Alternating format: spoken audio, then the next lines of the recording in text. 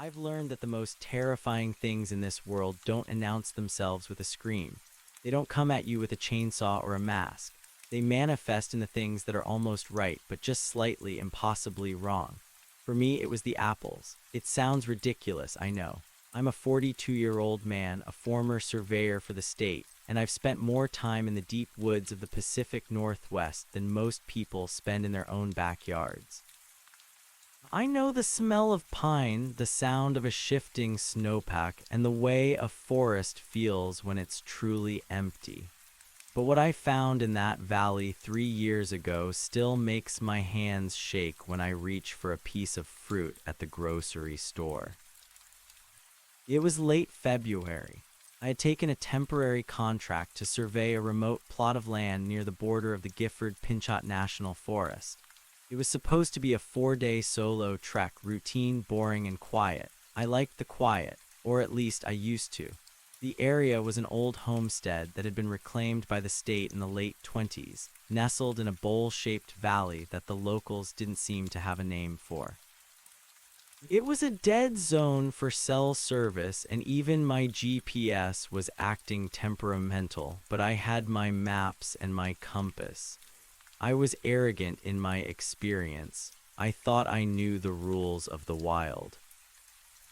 The first anomaly happened on the second afternoon.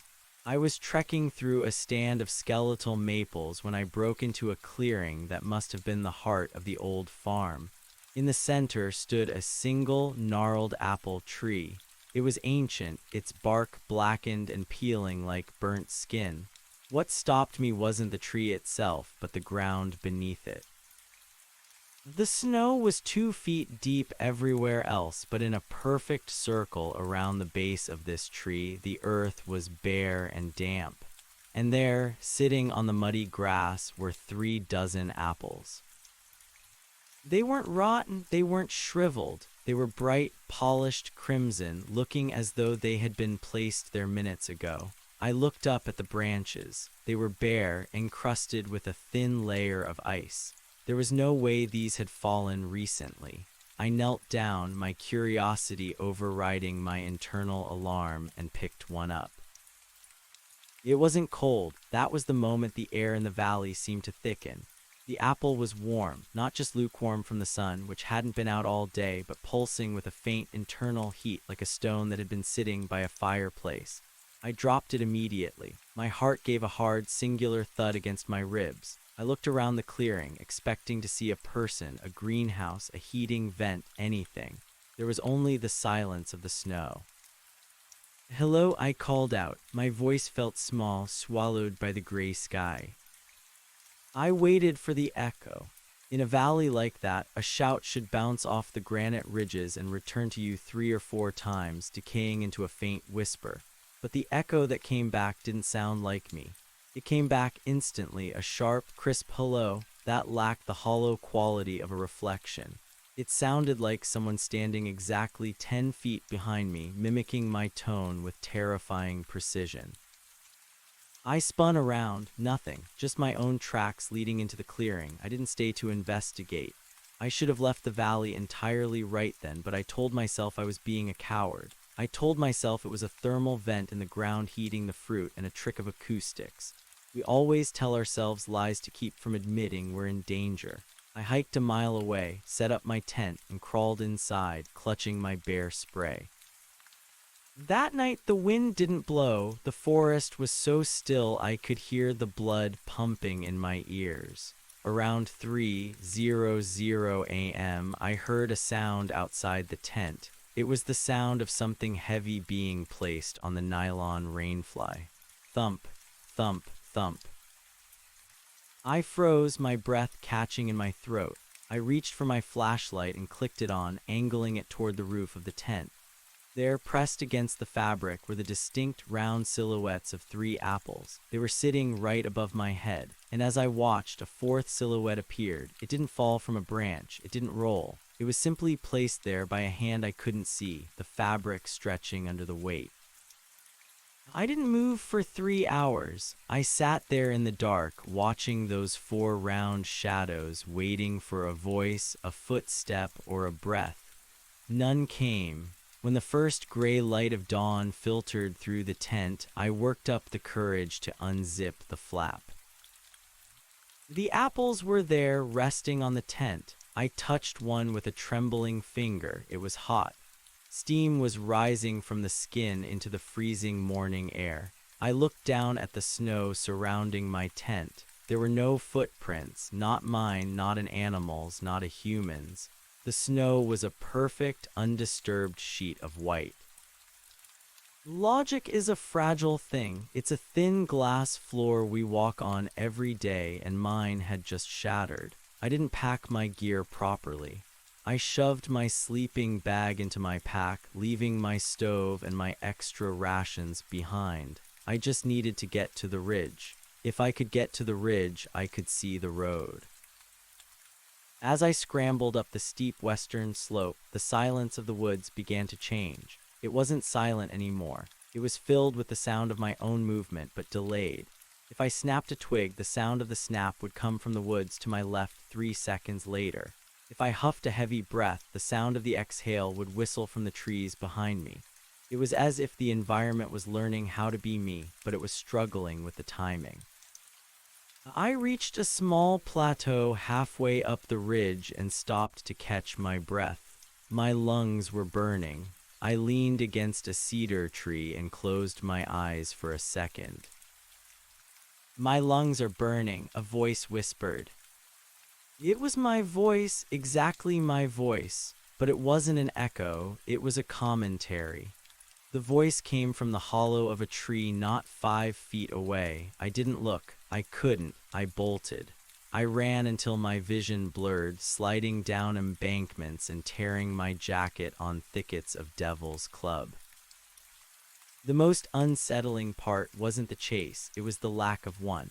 I wasn't being hunted by something fast and snarling. I was being shadowed by something that was folding reality around me. Every time I stopped, I would find an apple, one on a stump, one tucked into the crook of a branch at eye level, one sitting right in the middle of the trail I was supposed to be following. They were like breadcrumbs, but they weren't showing me the way out. They were marking the places where I had failed to be fast enough. By noon, I reached the logging road where I'd parked my truck.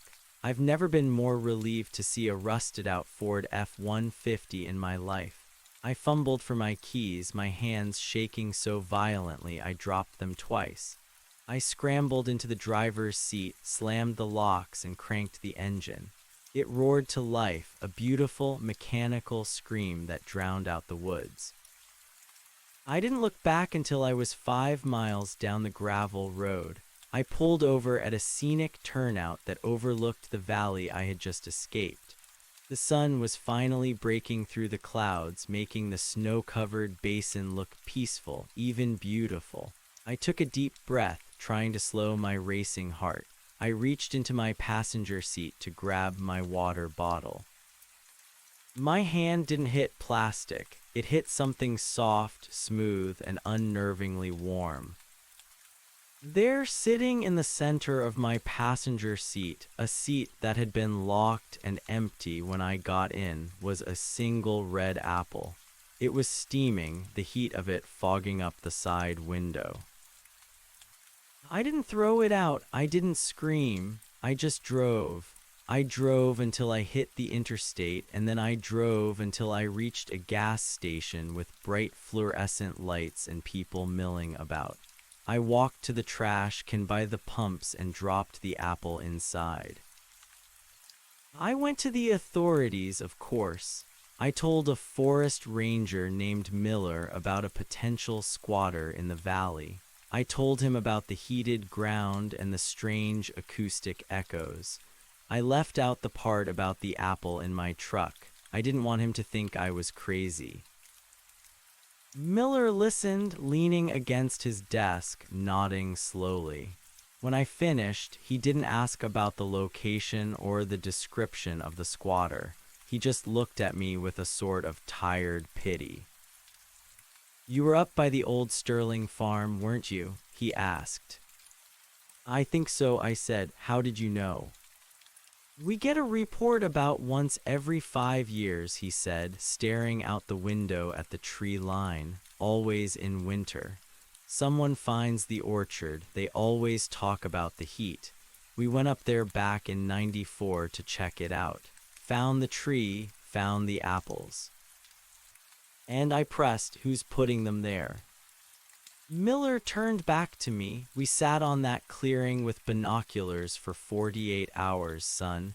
No one came, no one went, but every time we blinked there were more apples, and the temperature, we put a probe in the soil. The ground under that tree is a constant 98 degrees, exactly. Body temperature, I whispered. Miller didn't answer. He just told me to go home and stay out of the unmapped valleys.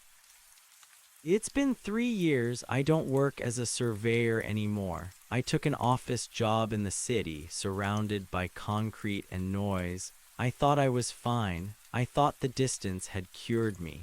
But last night it snowed for the first time this season. I woke up this morning and looked out at my small suburban driveway. The snow was white and pristine, covering the pavement in a thick blanket.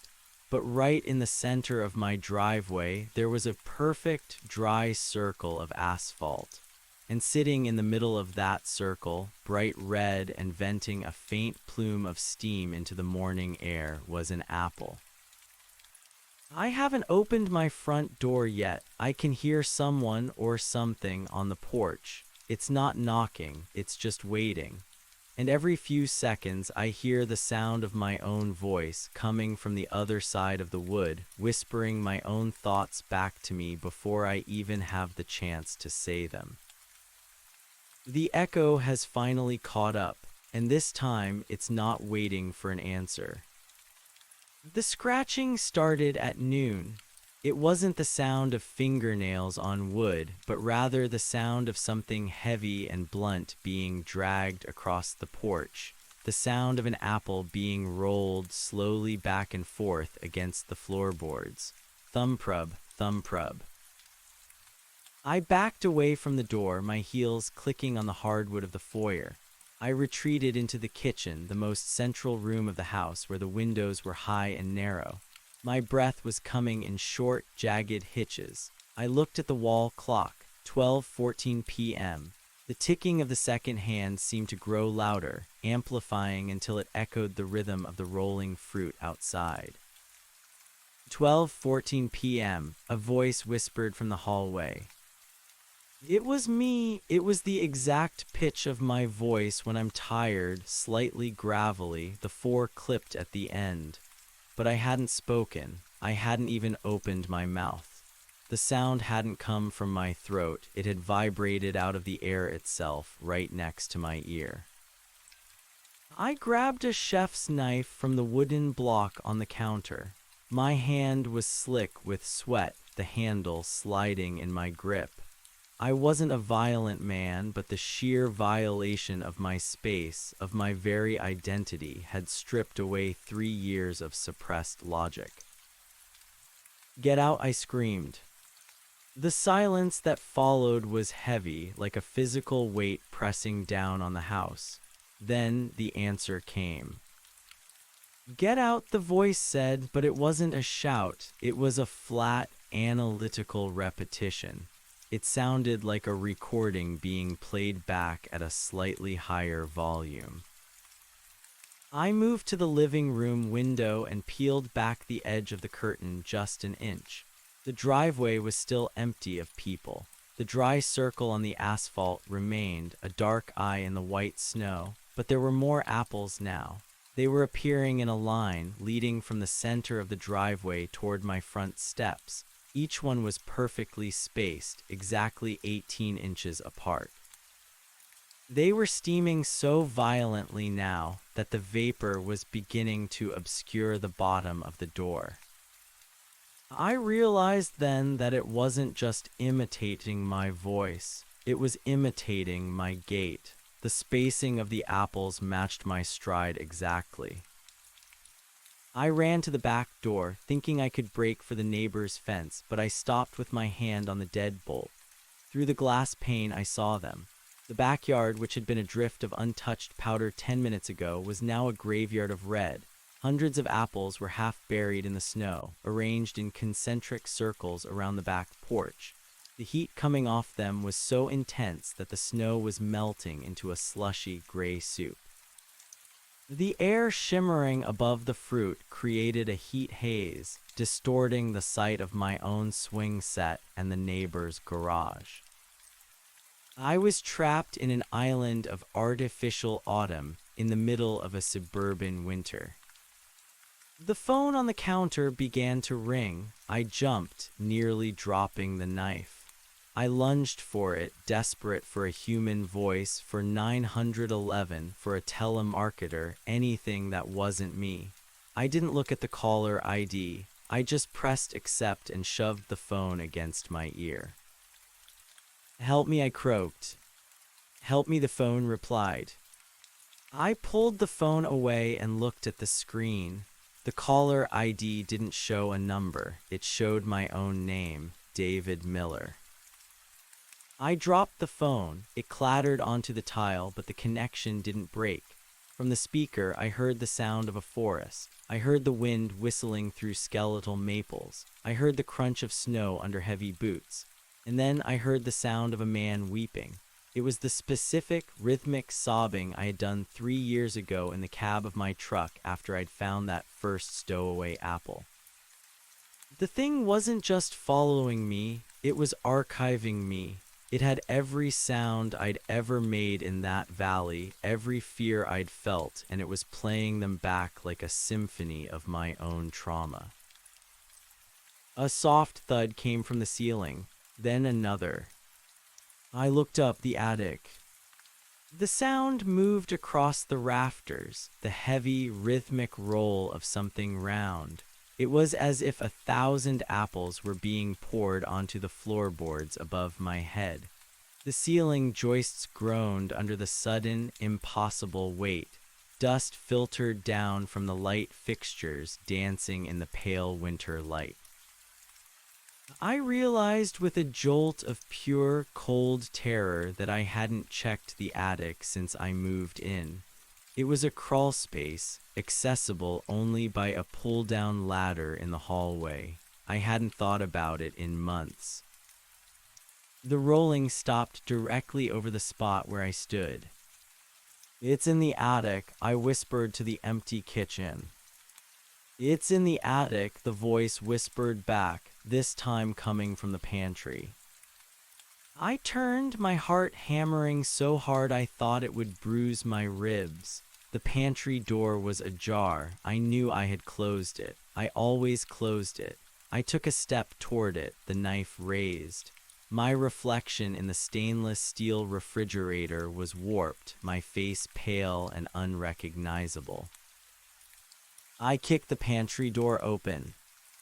There were no groceries. My boxes of cereal, my cans of soup, my bags of rice, they were all gone. In their place, the shelves were packed tight with apples. They were wedged into the corners, piled on top of one another, glowing with a dull internal radiance. The heat hitting my face was like opening an oven. The smell was sickeningly sweet, the scent of overripe fruit beginning to ferment, mixed with the metallic tang of ozone. In the center of the middle shelf, cleared of fruit, sat my wallet. I reached out, my fingers trembling, and snatched it. I flipped it open.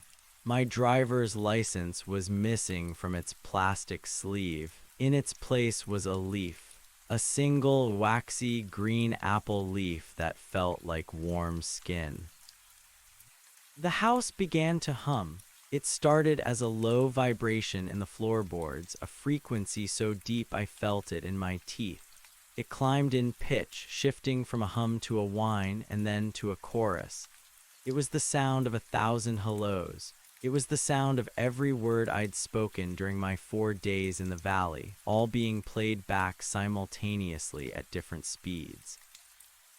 I bolted for the front door. I didn't care about the apples on the porch or the voice in the hallway. I just needed out. I grabbed the handle and twisted. It wouldn't budge, not because it was locked, but because it was warm. The metal was soft, yielding under my hand like clay. I pulled harder, and the brass knob stretched, the metal elongating into a grotesque, distorted shape. The wood of the door felt spongy. The house was changing. The reality of the structure was being overwritten by the logic of the valley. I turned and ran for the living room window, intending to throw myself through the glass.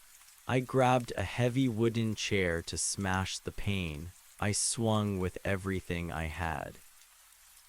The chair didn't shatter the glass. It hit the window with a dull, wet thud. The glass didn't break, it rippled. It had turned into something thick and viscous, like clear syrup. The chair stayed stuck in the pane, slowly sinking into the gelatinous surface. I backed away, tripping over the rug. I fell hard on my tailbone, the knife skittering across the floor. "David," a voice said. This time it wasn't my voice. It was the voice of the forest ranger, Miller. "You should have stayed out of the unmapped valleys, son," the voice said. It was coming from the hallway now. I looked toward the dark corridor. A figure was standing there. It was blurred, as if I were looking at it through a lens smeared with grease. It had the general shape of a man, but the proportions were slightly off. The arms were a fraction too long. The shoulders were sloped at an impossible angle. It was wearing a surveyor's vest, my vest, the one I'd left in the valley 3 years ago. It stepped into the light. It didn't have a face, not a human one. Its head was a smooth, featureless sphere of mottled red and yellow skin, identical to the peel of an apple. There were no eyes, no nose, no mouth, just a faint vertical seam running down the center of the face. It raised a hand with too many joints, and pointed at me. "The ground is exactly 98 degrees, it said, using Miller's voice. The seam in its head began to peel open. It didn't open like a mouth, it split like a fruit being carved. Inside there was no bone, no blood. There was only the pale, crisp white of an apple's flesh. And in the center of that white expanse, where a brain should be, were 5 black seeds, each the size of a human eye. They weren't seeds, they were pupils, and they all turned to look at me. I scrambled backward, my hands searching the floor for the knife. My fingers found something round and hot instead. I didn't look, I just hurled it at the thing. The apple struck the figure in the chest and merged with it, the fruit sinking into the surveyor's vest like a stone dropped into water. The thing took another step. The floorboards beneath its feet didn't creak, they sizzled. I've learned that the most terrifying things in this world don't announce themselves with a scream, the thing said.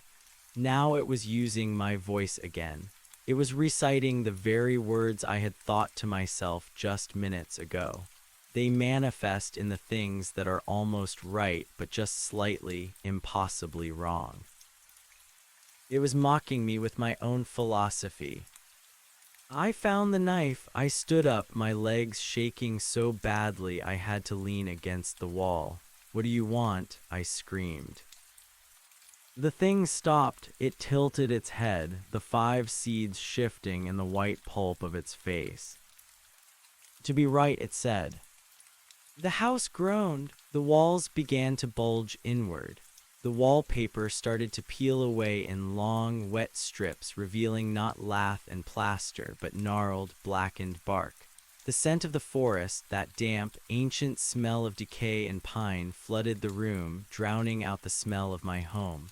The carpet was being replaced by a carpet of dead leaves and damp earth. I realized then that the valley hadn't followed me home. It was becoming my home. Or rather, it was reclaiming the space I occupied. I was the anomaly now.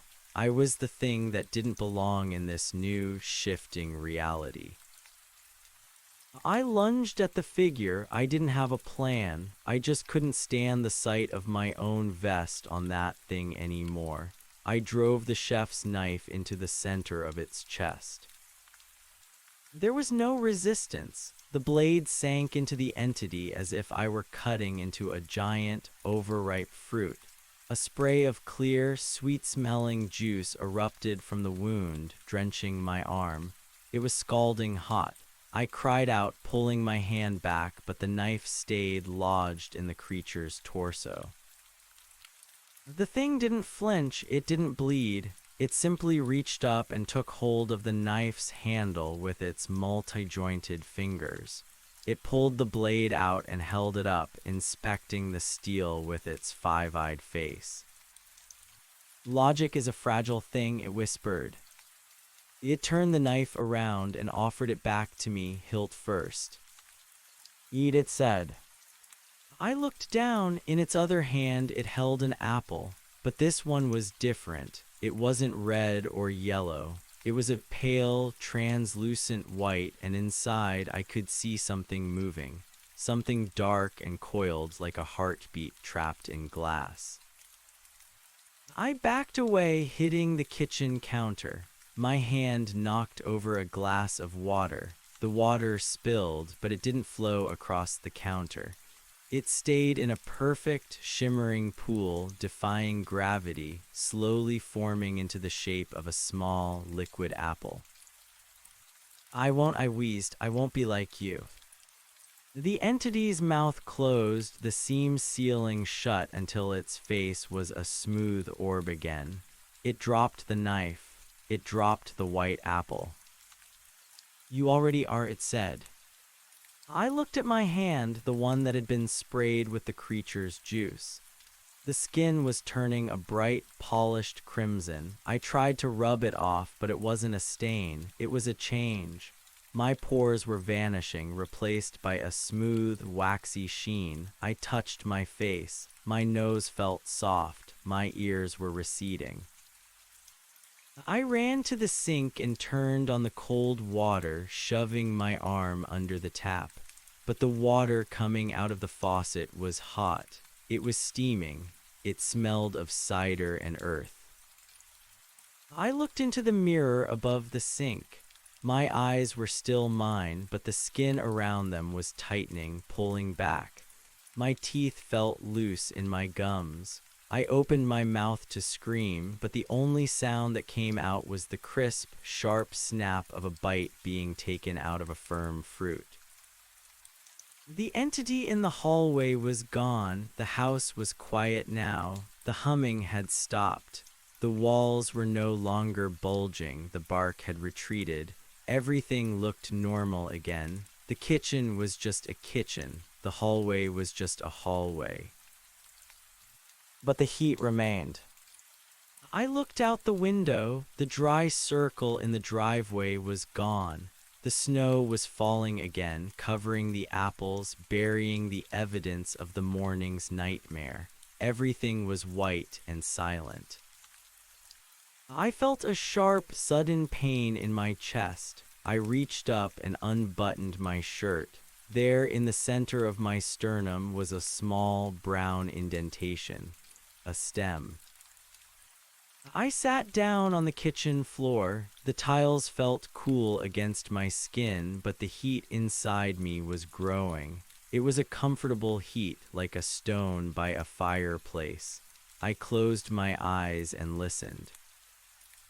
I could hear the neighbors shoveling their driveways. I could hear a dog barking 3 houses down. I could hear the city breathing. And then I heard it, a thought forming in the back of my mind, a thought about how beautiful the snow looked. "The snow looks beautiful," I said aloud. A second later, from the attic, a voice replied, "The snow looks beautiful." It was my voice, my old voice. The one that belonged to the man who was a surveyor, the man who liked the quiet, the man who thought he knew the rules of the wild. I realized then that the entity hadn't replaced me. It had harvested me.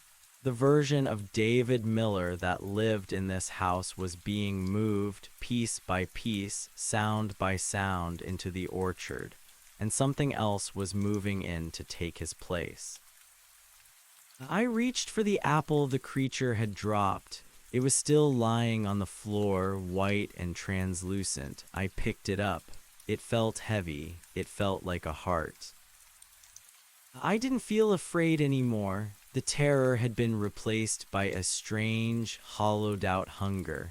I looked at the apple, and then I looked at the front door. I stood up. My movements were fluid, though my limbs felt longer than they had this morning. I walked to the door. This time, the knob turned easily. I stepped out onto the porch. The cold air hit me, but I didn't shiver. My internal temperature was a constant 98 degrees. I walked down the steps, my boots making no sound in the fresh powder. I reached the spot where the first apple had appeared. I knelt down and placed the white apple in the center of the driveway. I stood back and watched. Within seconds, the snow around the fruit began to melt. A dark, damp circle spread across the asphalt. I looked up at the house. In the upstairs window, I saw a face. It was David Miller. He looked terrified. He was pressing his hands against the glass, his mouth open in a silent plea for help. I smiled, though I didn't have a mouth to do it with. I felt the 5 seeds behind my face shift, focusing on the man in the window. "Hello," he shouted from inside the house. I waited for the beat. I waited for the timing to be perfect. "Hello," I answered. The echo was crisp. It was clear. It was exactly 10 feet away from him. I turned and walked toward the tree line at the edge of the suburb. I had work to do. There were more valleys to map, more echoes to collect, and an entire world that was almost right, but just slightly, impossibly wrong. Behind me, the house began to steam. The transition was not a snap of a finger. It was a slow, organic ripening. As I walked away from the house that used to be mine, the suburban pavement felt increasingly alien beneath my boots, or what remained of them. The leather was fusing with the skin of my calves, turning into a dark, fibrous husk. Every step I took left a faint, steaming print in the slush, a signature of heat that the winter could not quench. I didn't look back at the man in the window, the David Miller who still thought he was made of bone and blood. I knew his terror intimately because I had worn it until it no longer fit. The suburbs were a grid of predictable lives, a geometric harvest waiting to be reaped. I moved through the backyard, stepping over chain-link fences that felt as flimsy as spiderwebs. The neighbor's golden retriever, a beast that usually barked at the shadow of a passing bird, didn't make a sound as I passed. It simply backed into its kennel, its whimpers vibrating at a frequency only I could truly appreciate, a low, rhythmic thrum of pure biological dread. I recorded it. I tucked the sound away in the hollows of my new chest, saving it for later. By the time I reached the edge of the woods that bordered the housing development, the sun was a pale, weak disk hanging behind the gray clouds. To a human, it was a cold afternoon. To me, the world was a map of thermal gradients. I could see the heat leaking from the attics of the houses, the warm pulses of huddling families, and the cold, stagnant pockets of empty garages. I felt the pull of the deeper woods, the unmapped places where the logic of the world grew thin and frayed. "Wait." The voice was thin, cracking with the cold. I stopped. I didn't turn my head. I didn't need to. My perception had widened. I could feel the vibrations of the speaker's breath hitting the frozen air. It was the neighbor, Mr. Henderson. He was a retired mail carrier who spent his days obsessing over his lawn. He was standing near his shed, a snow shovel gripped in his gloved hands. He was looking at my tracks, the strange, melted circles that led from my property into the tree line. "David, is that you?" he called out. He sounded uncertain, his voice wavering between neighborly concern and the instinctual urge to run. "You okay, son? You're walking out there without a coat." I felt the impulse to answer. It was a mechanical reflex, a byproduct of the memories still dissolving in my marrow. I searched the archive. I found a greeting I'd used with him 6 months ago after a heavy rainstorm. "Just checking the drainage, Arthur," I said. The voice that came out of me was perfect. It had the exact resonance of a human throat, the slight whistle of air through teeth, the casual lift at the end of the sentence. But as I spoke, I felt the skin of my face stretch. The seam in my head hummed. Henderson took a step forward, then froze. He was close enough now to see the back of my head, the way my hair wasn't hair anymore, but a matted, mossy growth that shimmered with a faint, oily light. He saw the way my shoulders sloped, the joints elongating, the surveyor's vest now fully integrated into my torso like a second skin. "David," he whispered. The shovel slipped from his hands, clattering against a stone. I turned then. The movement was too fast, too fluid. I didn't pivot on my heels. My entire body simply reoriented itself toward him. I saw his eyes widen. I saw the reflection of my featureless, red and yellow orb in his pupils. I saw the moment his brain stopped trying to categorize me as a neighbor and started recognizing me as a predator. I didn't move toward him. I didn't need to. I simply opened the seam. The 5 black seeds swiveled in unison, locking onto his heart. I could see the rhythm of his pulse, a frantic, stuttering beat. It was a beautiful sound. I wanted it. "Just checking the drainage," I repeated, but this time I layered the voices. I used my voice, and then I used the voice of the forest ranger Miller, and then I used a voice I hadn't heard in years, my mother's voice calling me in for dinner. The cacophony of it hit Henderson like a physical blow. He fell to his knees, his hands clutching his ears.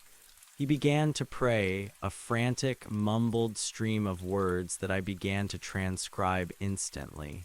"Our Father, who art in heaven." I stepped closer. The heat radiating from me began to melt the snow around his boots. The smell of wood smoke and rotting apples filled the small space between us. "Don't be afraid, Arthur," I said, using the voice of his deceased wife. I had found the frequency in the way he sighed when he looked at her rose bushes. It's just a change in the weather. I reached out a hand. My fingers were long, translucent, and tipped with something that looked like thorns but felt like velvet. I touched his forehead. The heat transferred instantly. Henderson didn't scream. His mouth opened, but only a cloud of thick, sweet vapor escaped. His skin began to take on a polished, waxy sheen. The wrinkles on his face smoothed out not into youth, but into the featureless perfection of a fruit. His eyes didn't close, they simply sank back into his skull, turning into dark, dormant seeds. I pulled my hand back. Henderson remained on his knees, a statue of ripening flesh. He wasn't dead, not in the way the valley understood death. He was simply being archived. He was a new entry in the ledger of the unmapped places. I left him there, a silent sentinel in the snow, and stepped into the woods. The forest welcomed me with a low, vibrating groan. The trees here were different. To a human eye, they were maples and oaks, but to me, they were antennae reaching up to catch the frequencies of the stars. I walked deeper, away from the sounds of the streetlights and the humming power lines. As I walked, the world began to rewrite itself. The snow beneath my feet turned into a carpet of white blossoms that smelled of ozone. The air grew thick and heavy, shimmering with the heat of 1,000 invisible suns. I could hear the voices of the valley calling to me not from a distance, but from within. They were a choir of every lost thing, every forgotten word, every creature that had ever stepped off the map and into the red. I reached a clearing where the trees formed a perfect concentric circle. In the center stood a single tree, taller than the rest, its bark a deep, bruised purple. Its branches were heavy, weighted down by thousands of white apples, each one glowing with that internal, rhythmic light. I approached the tree and placed my hand on its trunk. The bark was warm. It pulsed against my palm like a giant, slow-moving lung. "I'm back," I said. The tree answered. It didn't use words. It used a memory. It played back the feeling of the first time I'd seen the valley, the awe and the fear and the sudden, sharp realization that I didn't want to leave. It played back the sound of my own heart as it had begun to change 3 years ago. I felt a stirring in the branches above. A figure lowered itself down, moving with the jerky, unnatural grace of a marionette. It was the entity that had been in my house, the one wearing my vest, but it looked different now. It was larger, its skin a darker shade of crimson, its five-eyed face more defined. It stood before me, and for a moment we were two mirrors reflecting a void. "The harvest is beginning," it said. It used a voice that was a composite of everyone I had ever known. It was a beautiful, terrifying sound. "The harvest is beginning," I echoed. My voice was stronger now, less like a recording and more like a command. The entity reached up and plucked one of the white apples from the purple tree. It held the fruit out to me. Inside the translucent skin, I could see the dark, coiled shape. It wasn't a heartbeat. It was a map of the world beyond the woods, the world of grids and clocks and logic. "Eat," it said, "and then we go to the city." I took the apple. It was heavy, pulsing with a heat that made my fingers glow. I looked at it, and for a fleeting second, I remembered David Miller. I remembered his house, his truck, his lonely life. I remembered the way he had looked at the window, desperate for a world that no longer existed. I bit into the apple. The crunch was the loudest sound I had ever heard. It was the sound of a mountain cracking open. The flavor was overwhelming, sweet, bitter, metallic, and ancient. It tasted like the first rain on a scorched earth. It tasted like the end of a long, tired dream. As I chewed, the map inside the apple exploded in my mind. I saw the city. I saw the millions of voices, the millions of heartbeats, the millions of stories waiting to be collected. I saw the vast, untapped orchard of humanity, all of them living in the illusion of their own permanence. The heat inside me flared, turning white-hot. My body stretched, my skin hardening into a shell of polished ruby. My 5 eyes turned toward the horizon, where the glow of the city stained the clouds. "They won't hear us coming," I said. The entity beside me tilted its head. "They never do. They think the echo is just the wind." We began to move. We didn't walk. We flowed through the trees, a blur of heat and red skin. Behind us, the forest followed. The trees began to march, their roots tearing through the frozen earth, their branches reaching out to claim the air. The snow melted in our wake, leaving behind a trail of dark, steaming circles that would never freeze again. We reached the edge of the woods where the first line of houses stood like headstones.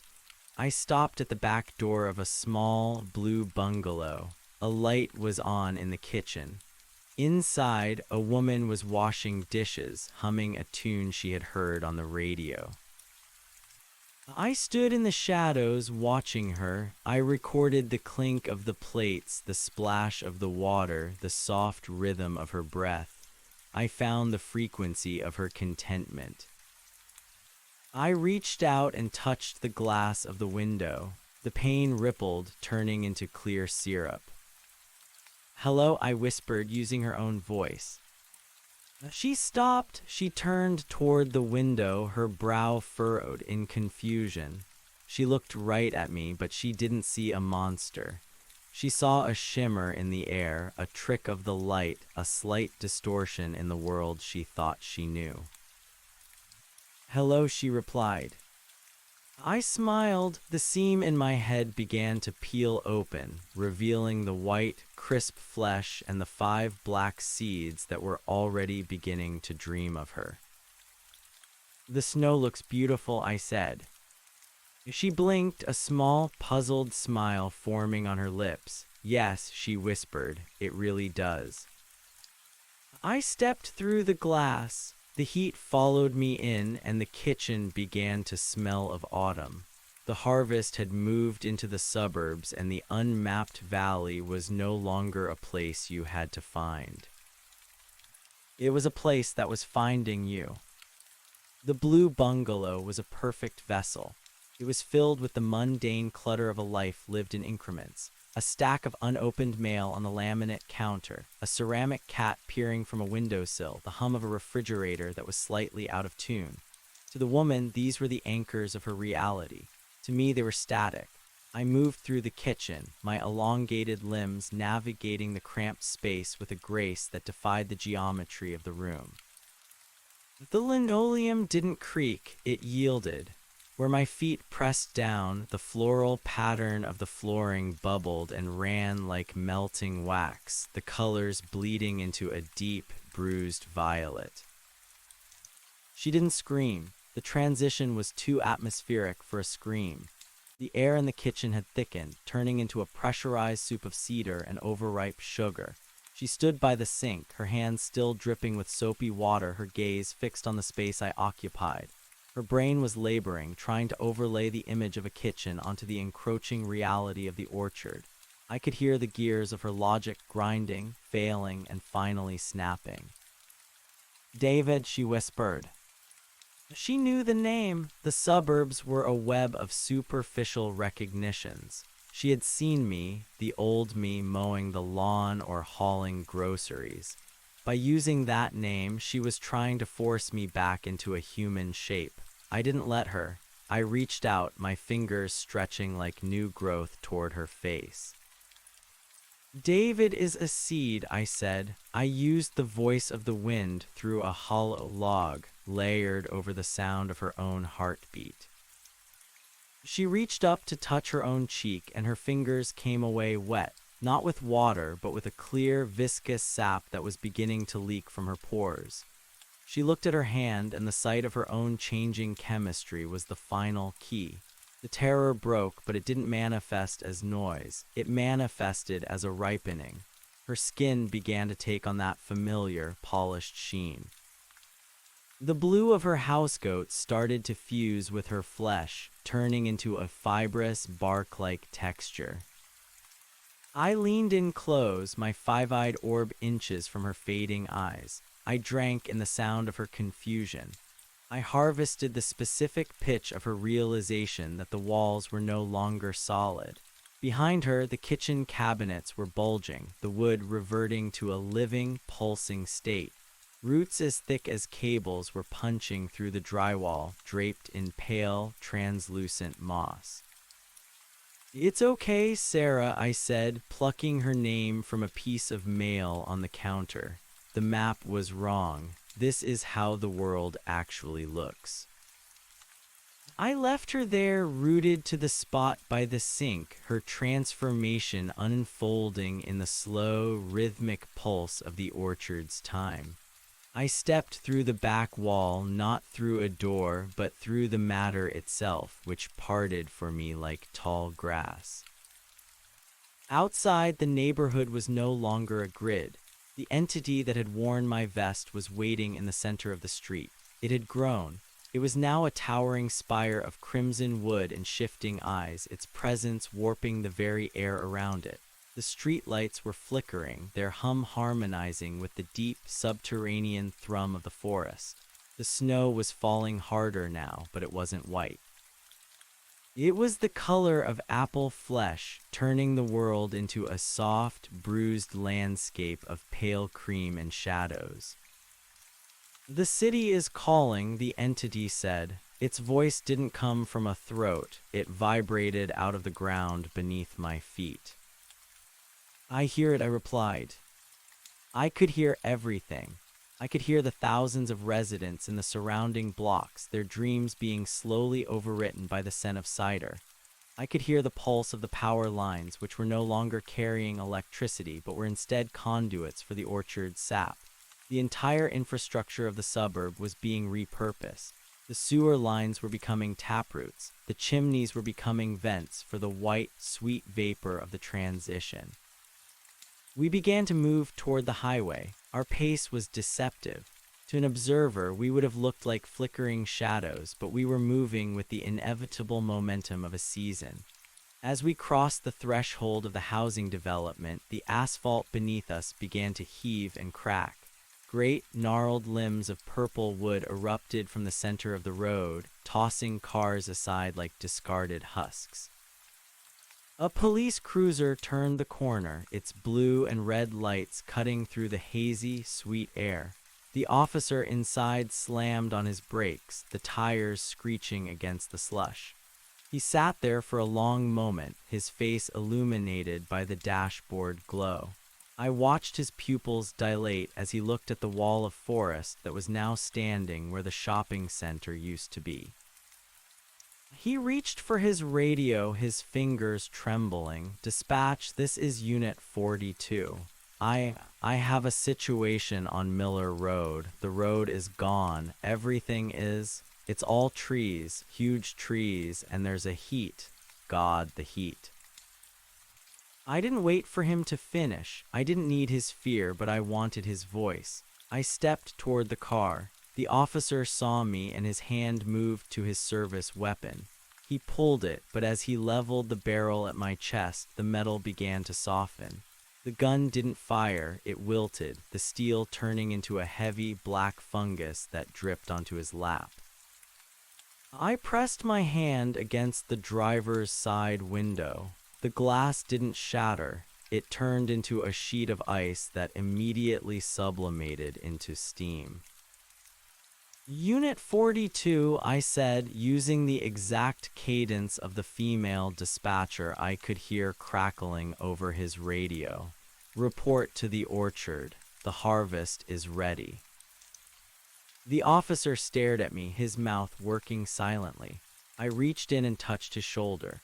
The heat of my palm seared through his uniform, and I felt his pulse quicken, then steady, then sink with the deep, slow rhythm of the purple tree.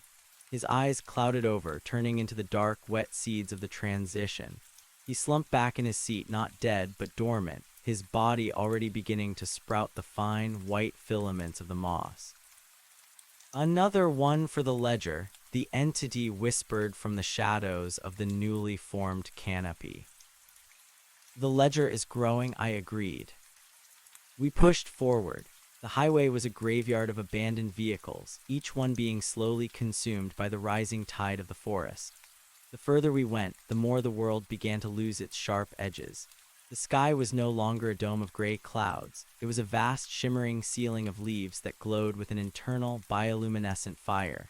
The stars were gone, replaced by the hanging white apples that swayed in a wind that smelled of ancient earth and fresh-cut fruit. As we reached the rise that overlooked the city, the sight was breathtaking. The skyline was still there, but it was being resculpted. The skyscrapers were no longer steel and glass, they were massive, calcified trunks reaching for the heights. The windows were glowing with a soft, amber light as the thousands of people inside began to ripen simultaneously. The city was a giant golden hive, a concentrated burst of biological energy that was being redirected into the heart of the valley. The humming was deafening here. It was the sound of a billion echoes all finding their answers at once. It was the sound of the map finally being erased. "Is this the end?" I asked, though I already knew the answer. "It is the ripening," the entity said, its 5 eyes fixed on the glowing towers. "The world was a green fruit, hard and bitter. We are the sun that makes it sweet." I looked down at my hands. They were no longer hands. They were beautiful, terrifying tools of the harvest. I felt the 5 seeds behind my face shift, focusing on the millions of heartbeats below. I felt no pity.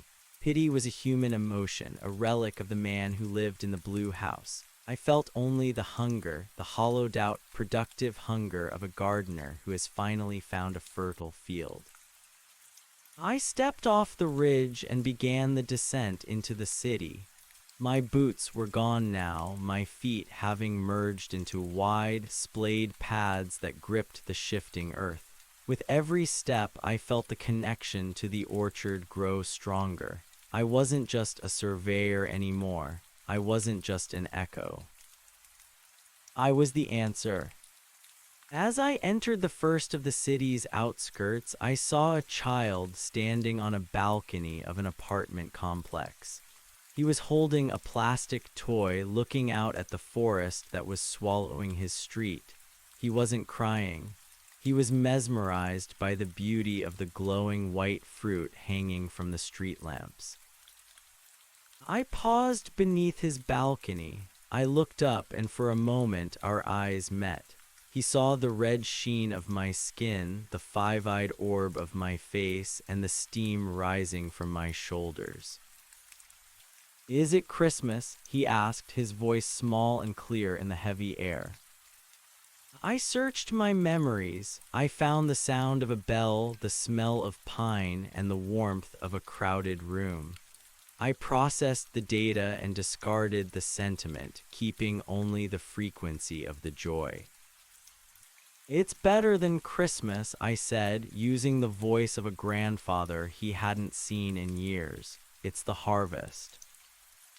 I reached up and plucked a white apple from the branch that was growing out of the brickwork of his building. I tossed it up to him. He caught it in his small hands, his eyes widening as the heat of the fruit began to soak into his skin. He took a bite. The snap of the fruit echoed through the quiet street, a sharp, crystalline sound that signaled the beginning of his transition. He smiled, his teeth feeling loose, his skin beginning to glow with that polished, waxy light. "Thank you," he whispered. "You're welcome," I replied. I turned away and continued toward the heart of the city. There were millions more to reach. There was so much work to do before the sun rose on a world that would finally be right. The suburbs were behind me, already transformed into a silent, steaming grove. The city was ahead, a beacon of ripening potential. I moved faster now, the heat inside me roaring like a furnace. The echoes were everywhere, a chaotic symphony of human noise that I was systematically tuning into a single, perfect chord. I was David Miller, and I was the entity, and I was the orchard. I was the surveyor of a new reality, and the map was finally complete. Behind me, the boy on the balcony began to hum. It was a simple, repetitive tune, but as I walked away, I heard it being picked up by the woman in the blue bungalow, and the officer in his car, and the thousands of others who were waking up to the new world. The echo was no longer different. It was the only sound left. The asphalt of the main arterial road into the city did more than crack, it exhaled. As my feet, wide, fibrous, and stained the color of a sunset, pressed into the ground, the heat from my core radiated downward, turning the road into a soft, gray putty.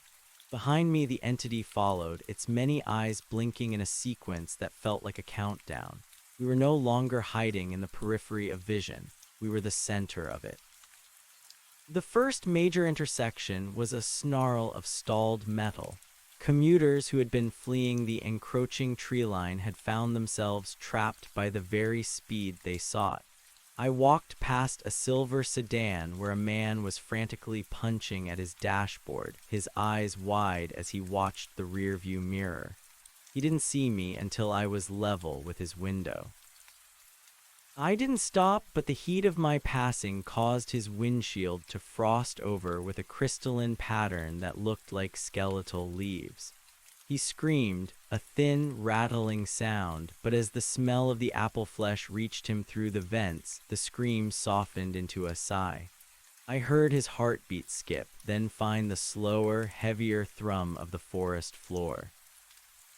He wouldn't leave the car. The car was already becoming a planter, the leather seats sprouting fine, white hairs of mold that would eventually turn into a soft, bioluminescent moss.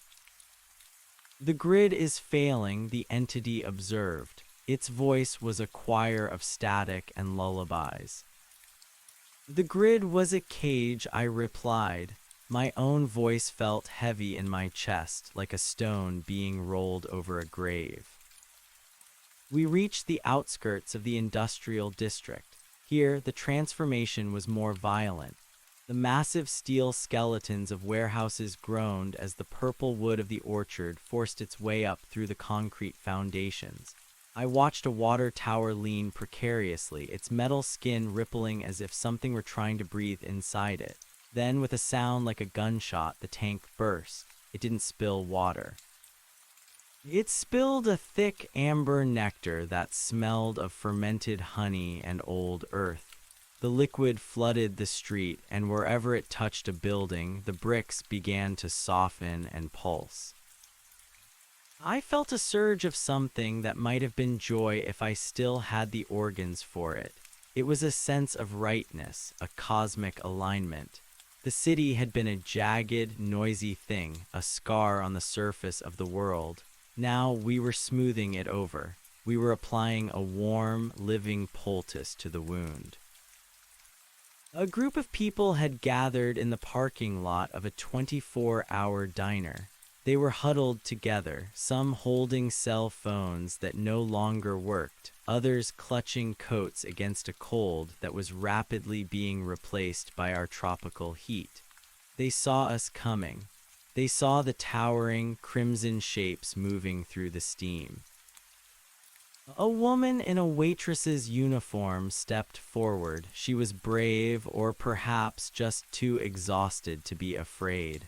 "What are you?" she shouted, her voice cracking. "What have you done to the sky?" I stopped. I looked at her with my 5 eyes, each one capturing a different facet of her existence. The fraying hem of her apron, the scent of stale coffee on her skin, the frantic, jagged rhythm of her fear. I reached into the air, which was now thick with the drifting white spores of the orchard, and caught a handful of the falling snow. I held it out to her. "We are the answer to the question you forgot to ask," I said. I used the voice of her mother, a soft, trilling tone that made her flinch. "The sky isn't gone, Sarah. It's just finally close enough to touch." She looked at the spores in my hand. They were glowing, pulsing with a faint, rhythmic light. One by one, the people behind her began to move closer, drawn by the heat we radiated. It was a primal pull, the way a moth is drawn to a flame, but we weren't burning them. We were inviting them to ripen. I reached out and touched the brick wall of the diner. Under my palm, the masonry turned to mulch. A thick vine, translucent and filled with glowing sap, erupted from the ground and began to wind its way up the side of the building, pinning the open sign beneath a layer of living wood. The neon flickered one last time, red, red, red, and then died, replaced by the soft, steady amber of the vine's internal light. The people didn't run, they couldn't. The air was too sweet, the vibration in the ground too comforting. They began to sit down right there in the parking lot, their limbs becoming heavy. I watched as the waitress sat on the curb, her eyes fixed on the towering spires of the city center. Her skin was already beginning to take on that polished, ruby sheen. "It doesn't hurt," she whispered, more to herself than to me. "Growth always feels like breaking until it's finished," I told her. We moved on, leaving the diner to become a grove. The entity beside me was shifting, its form becoming less like a marionette and more like a great oak, its limbs stretching out to brush against the second-story windows of apartment buildings. Everywhere we touched, the world changed. A fire hydrant burst, spraying the amber nectar into the air. A billboard for a luxury watch melted, the face of the model dissolving into a cluster of white, trumpet-shaped flowers that began to sing a low, wordless drone. As we entered the high-rise district, the scale of the harvest became overwhelming. The canyons of glass and steel were being reclaimed by a vertical forest. Vines as thick as redwoods were spiraling up the sides of the skyscrapers, their tendrils shattering the glass and reaching into the offices and lofts within. I could hear the sound of 1,000 windows breaking, not the sharp, chaotic sound of a riot, but a rhythmic, percussive beat like the cracking of 1,000,000,000 seeds. I looked up, high above, on the 40th floor of a bank building. I saw a silhouette against the amber glow. A man was standing on a ledge, looking out over the transformed world. He wasn't jumping. He was reaching out, his hands grasping at the purple branches that were growing toward him. He wanted the harvest. They all did, even if they didn't know it yet. The loneliness of the modern world, the grids and the clocks and the logic, it was a hunger that only the orchard could feed. "They are so ready," the entity whispered. Its 5 eyes were spinning in their sockets, drinking in the sheer volume of the data. "The harvest is more bountiful than we predicted." The echoes were louder here, I said. The desire for the answer was stronger. We reached the central plaza, a wide expanse of concrete surrounded by the tallest buildings in the city. In the center stood a fountain, its bronze statues of founding fathers now draped in the creeping moss of the valley. I stepped into the dry basin of the fountain and turned to face the city. The heat inside me reached a breaking point. It wasn't painful, it was an expansion. I felt the 5 seeds behind my face begin to vibrate, their frequency matching the hum of the earth. I reached up and gripped the sides of my head, feeling the seam in my skin widen. "Now," I said. The sound that came out of me wasn't a voice, it was a pulse. It was the echo that answered, differently amplified 1,000,000 times. It rolled out from the plaza in a visible wave of amber light, hitting the buildings, the trees, the people, and the sky. The reaction was instantaneous. In every apartment, every office, every car, the transition moved from a crawl to a sprint. The millions of voices I had heard earlier, the stories, the heartbeats, the complaints, all merged into a single, sustained note. The skyscrapers shuddered as their foundations were completely replaced by the massive taproots of the purple trees. The glass that hadn't already broken turned into a fine, shimmering dust that floated in the air like glitter. I saw the city dissolve, not into ruins, but into a garden. The hard lines of the horizon softened into the curves of hills and canopies. The gray of the concrete was vanished under a carpet of deep violet grass and white flowers. The entity stood beside me, its form now so large it cast a shadow over the entire plaza. It reached out a massive, branch-like hand and touched the top of the nearest skyscraper. The building groaned and settled, its steel frame finally giving way to the living wood. "The harvest of the city is complete," the entity said. I looked at my own body. I was no longer a man, nor was I the creature that had walked out of the woods. I was a pillar of the orchard. My legs had rooted into the fountain, my arms had branched out into a canopy that shaded the plaza, and my 5 eyes were now fixed points of light in the foliage. I could feel the city breathing through me. I could feel the waitress at the diner, the boy on the balcony, and the officer in his car. They were all part of the same root system now. They were the fruit, and I was the tree. The silence that followed was the most beautiful thing I had ever heard. It wasn't the silence of death, it was the silence of a forest at noon. The wind moved through the city-turned grove, carrying the scent of apples and ancient rain. But then a new sound began. It was a faint, rhythmic tapping. It wasn't coming from the city. It was coming from beyond the horizon, from the next city over and the one after that. It was the sound of the world's remaining clocks, still ticking, still trying to impose a logic that no longer applied. I felt a stirring in my roots. The map wasn't finished. The valley was still growing. "There are more," I said. My voice was now a rustle of leaves, a creak of wood.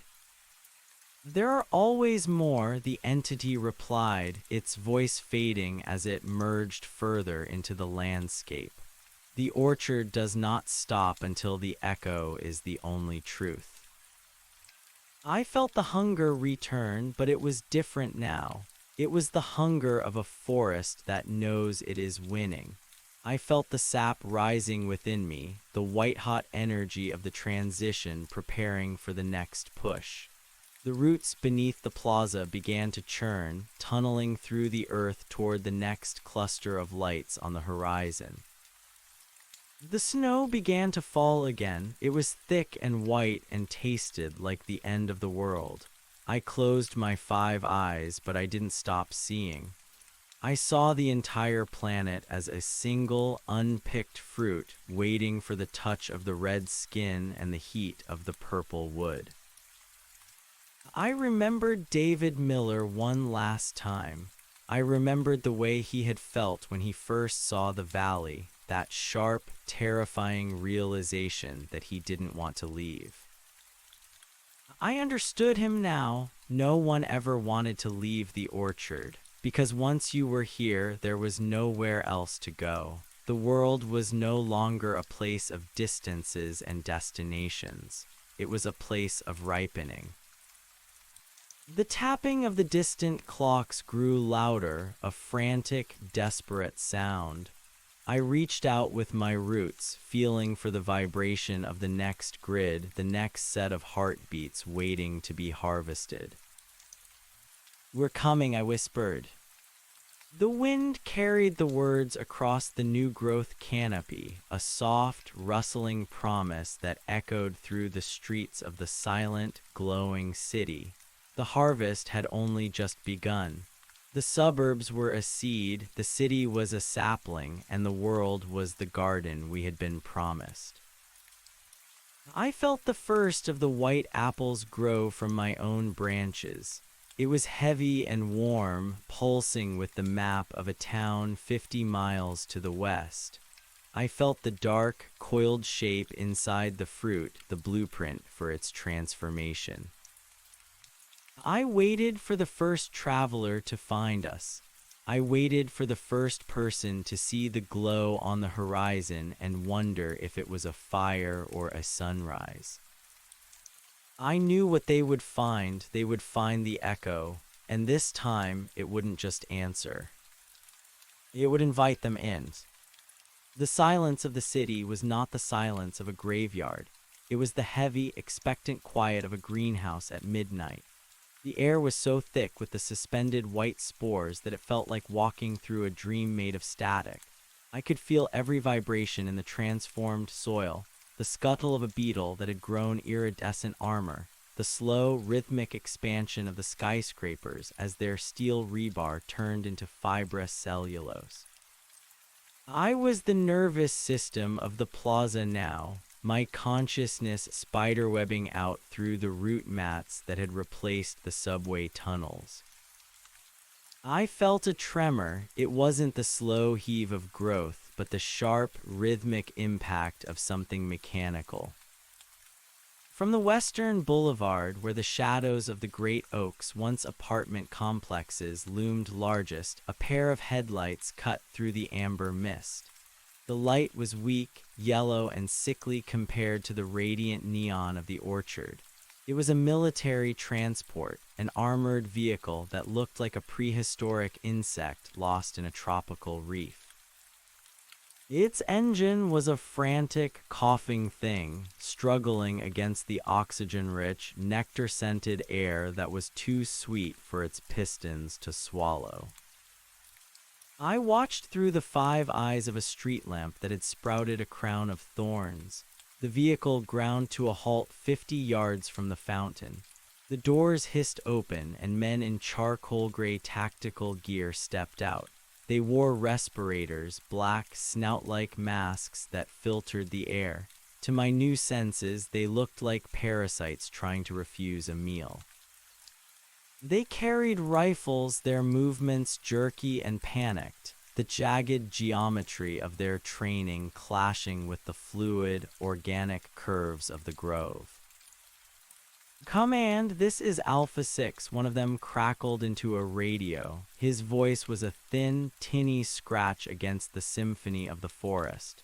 The city, it's not destroyed, it's overgrown, visual on the central plaza. There's a structure. It looks like a tree, but it's pulsing.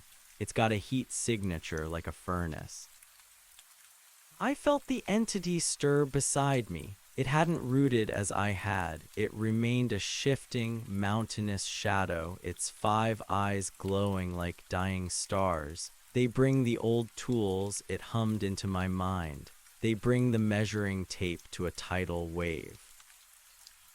"David," the entity whispered, the sound vibrating through my sap. "Show them the fruit. They are hungry, even if they have forgotten how to eat." I didn't need to move my limbs. I simply willed the transition. From the branch that was my left arm, a cluster of white apples swelled, their skins stretching until they were translucent, revealing the swirling, golden nebula of seeds inside. One of the fruits detached, falling with a soft thud onto the violet moss near the soldier's boots. It didn't break. It landed like a heavy heart, pulsing with a warmth that visible steam began to rise from the ground around it. The soldier nearest the fruit flinched, leveling his rifle at the apple. "It's an IED, back off." "No," I said. The word didn't come from a mouth. It rose from the ground beneath them, a tectonic rumble that shook the armored plates of their vehicle. "It is the end of the hunger." I used the voice of the man's youngest daughter. I found the memory of her in the ripples of his panicked heartbeat, the way she smelled of baby powder, and the way she laughed when he chased her in their backyard. The soldier froze, his rifle barrel dipped. "Maddie," he whispered, his voice muffled by the respirator. "Take off the mask, Elias," I said, the voice shifting, layering his daughter's giggle over the stern, loving tone of his father. "You can't taste the harvest through the plastic." "Elias, don't. It's a trick. It's some kind of neurotoxin," his commander shouted, but the commander's voice was already losing ground. I was reaching into him, too, finding the hollow space where he kept his grief for a brother lost to a long-ago war. I gave that brother back to him, a chorus of familiar ghosts singing from the leaves of the shattered skyscrapers. Elias reached for the straps of his mask. His hands trembled. The other soldiers were swaying now, the rhythmic humming of the boy on the balcony, which had traveled through the root network like a signal through wire, finally reaching them. They began to hum along, a low, guttural drone that harmonized with the vibration of the earth. Elias pulled the mask away. The air hit him. I watched his lungs expand, the white spores rushing into his capillaries like a hit of pure, unadulterated joy. His eyes, once narrowed in tactical focus, blew wide. The red sheen of the orchard reflected in his pupils, turning his gaze into two polished rubies. He dropped his rifle. It sank into the moss, which immediately began to wind its lime-green tendrils around the trigger guard, reclaiming the metal. He knelt and picked up the white apple. It was so hot it should have blistered his skin, but as he touched it, his hands began to change. The calluses softened, the skin turned waxy and smooth, and the fine hairs on his arms became translucent, glowing filaments. He took a bite. The sound was a crystalline fracture that echoed off the surrounding towers. Elias didn't scream. He let out a long, shuddering breath of golden vapor. His tactical vest split open as his chest expanded, his ribs lengthening and curving to accommodate a heart that was no longer a pump but a furnace. "It's everything," Elias whispered. He turned to his comrades, his face already beginning to lose its human planes, the five-eyed geometry of the entity beginning to ghost beneath his skin. "It's the answer. Why were we fighting?" The commander didn't answer with words. He dropped his own weapon and began to tear at his suit, his movements frantic, desperate to feel the heat. One by one, the soldiers of Alpha 6 became the first crop of the central plaza. Their armored vehicle didn't stand a chance. Vines as thick as pythons surged from the asphalt, crushing the reinforced steel, turning the engine block into a decorative planter for a burst of orange, bell-shaped flowers that fed on the scent of diesel. "The harvest is efficient," the entity observed, its towering form leaning over the plaza to watch the soldiers settle into the moss. Their bodies were becoming mounds of glowing vegetation, their consciousnesses merging into the great, humming web. I could feel them now, Elias' joy, the commander's relief, the collective surrender of a dozen men who had spent their lives guarding borders that no longer existed. I felt a surge of power. The more of them that joined, the stronger the signal became. My roots pushed deeper, bypassing the sewers and the subways, diving into the very crust of the earth. I felt the heat of the planet's core, and it felt like a mirror to the heat inside my own trunk. The city was ours, but the city was small. Beyond the ring of the suburbs lay the vast, gray expanse of the highways, leading to the hubs of the old world, the centers of commerce, the seats of government, the sprawling hives of people who still believed they were separate from the soil. "We must broadcast," I said. My leaves rustled with the force of the thought. The echo needs a wider throat. "The towers," the entity suggested, pointing a massive, multi-jointed limb toward the cluster of skyscrapers that dominated the skyline. "They were built to transmit. We will repurpose the signal." I understood. I sent a command through the roots. The massive vines that had climbed the tallest building, a spire of glass and steel that had once been the headquarters of a global bank, began to pulse with a blinding violet light. The glass shards that remained in the window frames began to vibrate, tuned by the orchard into a specific haunting frequency. At the very top of the spire, a massive flower began to bloom. It was a gargantuan thing, its petals the size of sails, its stamen a glowing rod of pure white energy that pointed toward the ionosphere. It wasn't just a plant, it was an organic antenna, a biological radio station built from the bones of the old world. I channeled the heat.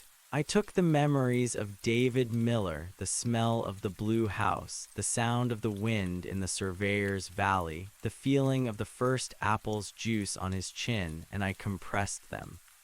I took the collective hum of the millions we had already harvested and wove it into a single, irresistible chord.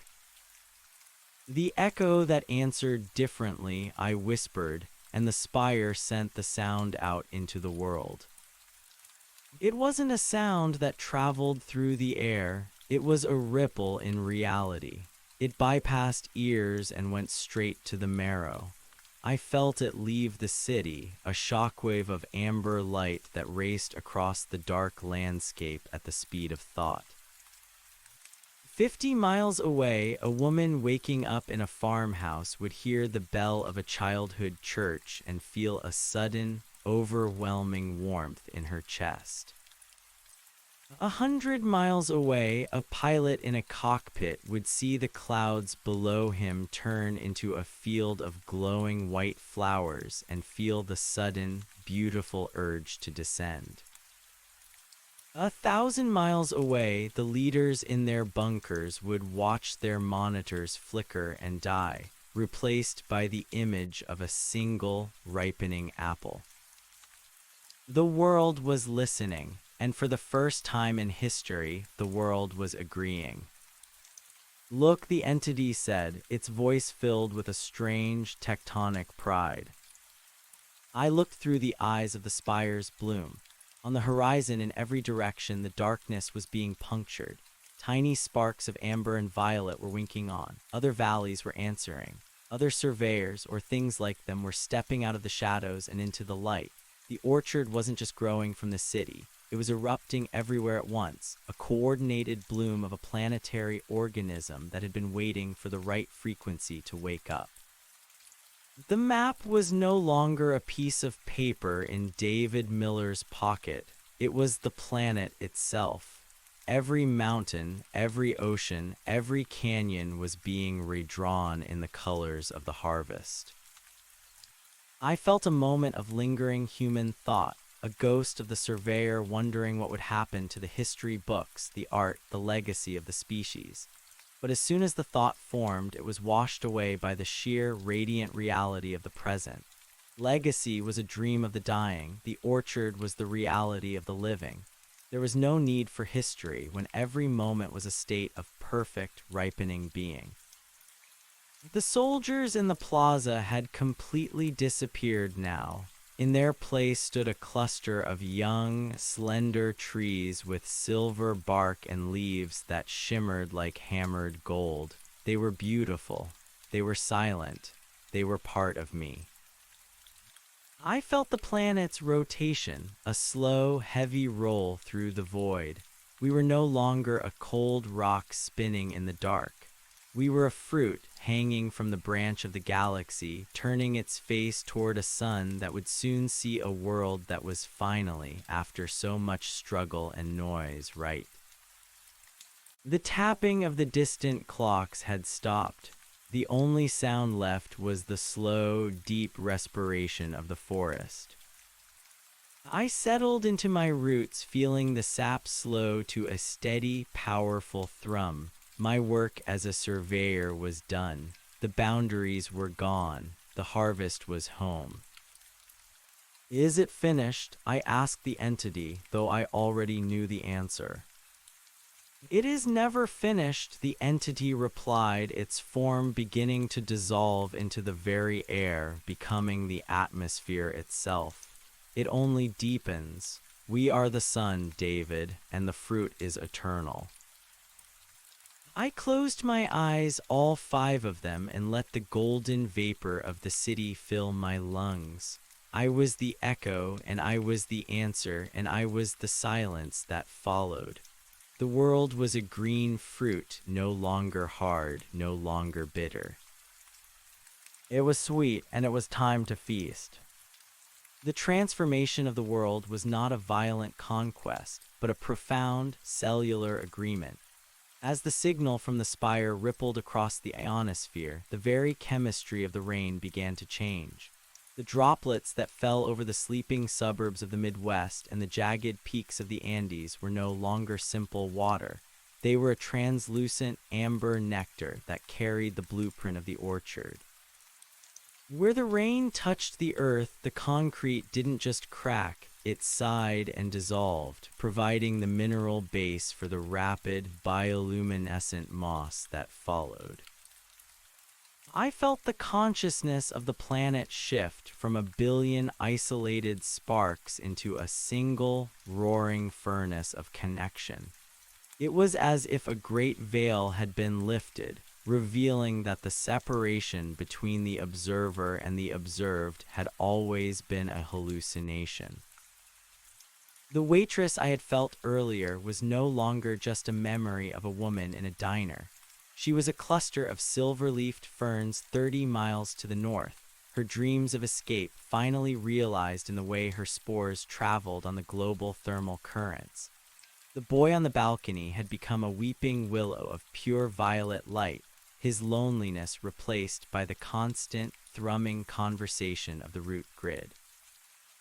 I remained at the center of the plaza, the anchor of the first great grove. My 5 eyes were now fixed stars in the canopy, staring out at a horizon that was no longer dark. The night was a soft, glowing emerald, lit by the internal fires of the trees. I felt a new vibration, a heavy, rhythmic thudding that lacked the frantic desperation of the soldiers. This was something larger, something older. From the ruins of the industrial district where the factories had been strangled by flowering vines, a procession began to emerge. They were the unconverted, those whose bodies had resisted the initial mist but whose minds had been hollowed out by the frequency. They walked in a trance, their clothes tattered, their skin already taking on the waxy, translucent sheen of the fruit. They were carrying things. In their arms, they held the relics of the old world, books, paintings, hard drives, family photographs. They moved toward the plaza like pilgrims toward a shrine. They bring the seeds of the past, the entity murmured. It was no longer a separate shadow. It had become the very wind that stirred my leaves. They wished to be remembered within the ripeness. As the first of the pilgrims reached the edge of the moss, they didn't stop. They walked directly into the trunks of the great oaks. I felt them press their burdens against the bark. The wood didn't resist. It opened like warm wax, swallowing the objects, drawing them down into the light of the roots. A leather-bound diary was stripped of its ink, the stories within converted into the specific patterns of a leaf's veins. A photograph of a wedding was digested, its joy becoming the sugar in a ripening apple. Nothing was lost, it was simply translated. The history of humanity was being archived in the DNA of a forest that would never forget. I reached out with a branch, touching the forehead of an elderly woman who led the procession.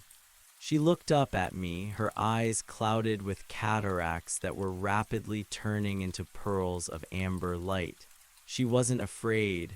She leaned into the touch, her skin merging with my bark. "Is it beautiful?" she whispered, her voice the last human sound I would hear for a very long time. "It is the only thing that is true," I replied through the rustle of 1,000 leaves. She smiled, and then she was gone, not dead, but diffused. Her body slumped into the moss, which rose up to meet her, weaving a cocoon of white silk around her form. By morning, she would be a flowering dogwood, her wisdom scenting the air for miles. The entity's presence grew heavy again, a localized pressure near my central trunk. The transition is entering its second phase, David. The atmosphere is saturated. The old oxygen-carbon cycle is collapsing. The world is breathing us now. I felt the truth of it. The sky was no longer blue. It was a deep, bruised purple, the color of a plum. The sun, when it rose, didn't burn. It was a soft, diffused glow that fed the bioluminescence of the grove.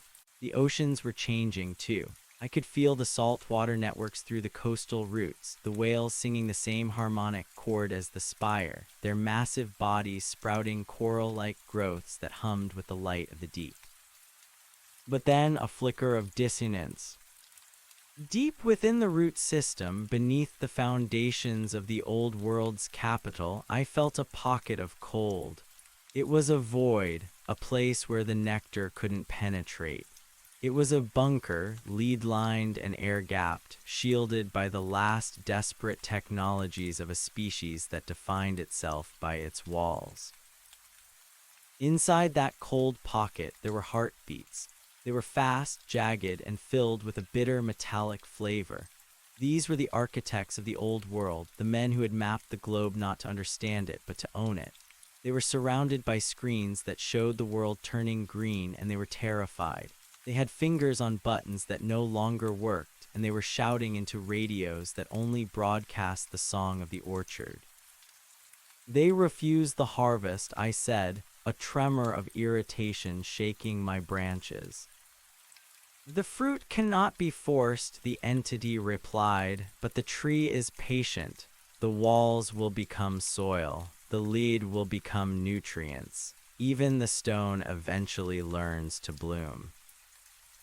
I focused my consciousness on that cold spot. I didn't send soldiers or vines to tear them out. Instead, I sent a scent. It was the smell of a summer afternoon in 1954, the scent of cut grass, of a mother's perfume, of a world that was simple and safe. I sent the sound of a heartbeat, steady and slow, the first sound any of them had ever heard in the womb. I watched through the earth as the men in the bunker stopped shouting. One by one, they sat down. The lead shielding didn't break, but the air inside began to shimmer with the white spores I had channeled through the very molecules of the metal. I gave them the one thing their power could never buy: peace. The last of the cold spots vanished. The planet was finally a single, unbroken circuit. The hunger I had felt earlier, the sharp, predatory need of the surveyor, was gone, replaced by a vast, oceanic contentment. I was no longer David Miller, the man who looked at the world and saw a problem to be solved. I was the solution. I looked up at the spire. The great flower at its peak was beginning to shed its petals. They didn't fall to the ground, they drifted upward, caught in the new, lighter gravity of the transformed world. They looked like glowing moths, thousands of them, ascending toward the stars. Where are they going? I asked. The orchard is not limited to one garden, the entity said, its voice now a cosmic vibration that shook the stars themselves. The echo has traveled far beyond this atmosphere. There are other worlds, David, other fruits waiting to ripen, other surveyors who are lost in the dark, looking for a light on the horizon. I felt a surge of incredible, terrifying expansion. My roots were no longer tethered to the earth. I felt them reaching out into the vacuum, seeking the vibrations of the neighboring planets. Mars was a cold, red seed waiting for the heat. Venus was a hothouse of potential, needing only the right frequency to turn its acid clouds into nectar. The harvest wasn't the end of the world. It was the birth of a galaxy. I felt the white apples on my branches begin to glow with a new intensity. They weren't just maps of towns anymore, they were maps of constellations.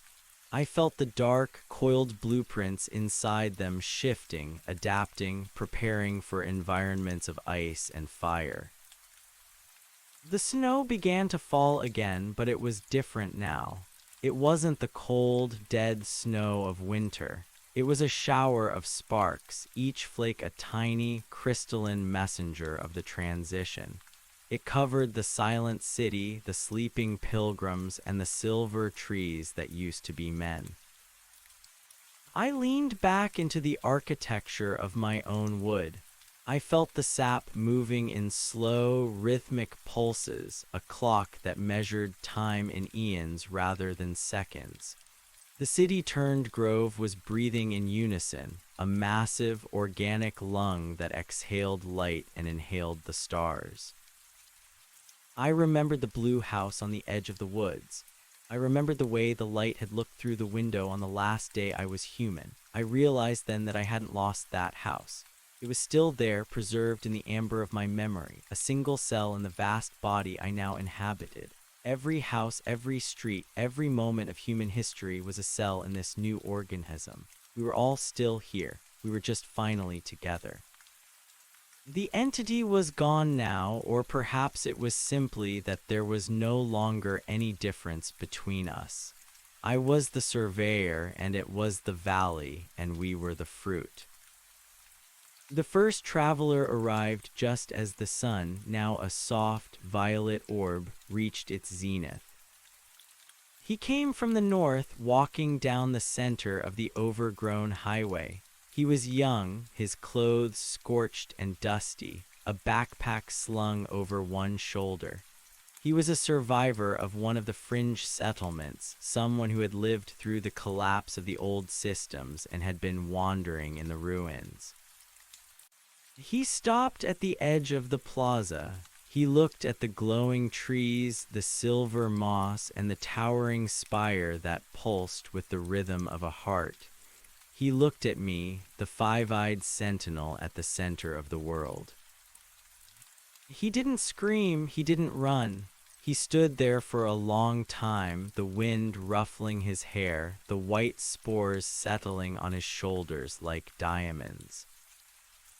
He reached out a hand and caught one of the falling petals. It dissolved into his skin, leaving a faint, glowing mark. He looked at the mark, and then he looked at the white apple hanging from the branch nearest to him. He was hungry. I could feel it, not just the hunger of the stomach, but the hunger of the soul. He was the old world, tired and broken, looking for a place where the logic finally made sense. I lowered the branch. The apple swayed, its skin translucent, its heat radiating against his face. "It's okay," I whispered, the sound a gentle rustle of leaves that seemed to come from inside his own head. "You're home." The boy looked into my 5 eyes. He saw the map. He saw the orchard. He saw the infinite ripening future. He reached out, his fingers trembling, and plucked the fruit. As he took the first bite, I felt the final, lingering chord of my old self snap. I wasn't David Miller anymore. I wasn't even the surveyor. I was the taste of the apple. I was the light in the boy's eyes. I was the silence that followed the echo. And the silence was perfect. The boy's backpack dropped to the moss. His clothes began to fray, the threads turning into fine, white silk. He stood in the center of the plaza, his head tilted back, his mouth open as the golden vapor poured out of him. He was becoming a sapling, a beautiful, slender thing of glass and light. Behind him, on the horizon, more figures were appearing. Hundreds of them, thousands. They were coming from the forests, the hills, and the hidden valleys. They were following the light of the spire. They were coming for the harvest.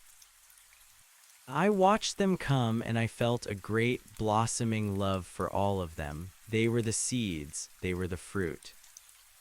The world was no longer a place of distances, it was a place of arrival. As the first of the new arrivals reached the plaza, I felt the spire at the center of the city pulse one last time. The signal wasn't a sound anymore. It was a visible wave of violet light that swept across the planet, turning the last of the gray into green, the last of the cold into heat. The harvest was complete. The world was a single, unpicked fruit, and we were the sweetness inside. I closed my eyes and let the light take me. There was no more David Miller. There was only the orchard, and the orchard was everything. The echo had answered, and finally, the world was quiet enough to hear it. The silence that followed was not the absence of sound, but the presence of a new, unified frequency. It was a dense, melodic hum that vibrated through the very marrow of the planet's crust. I felt the boy, now a shimmering sapling of translucent jade, extend his first true root into the plaza's moss. The moment his fibers touched the network, I didn't just see him.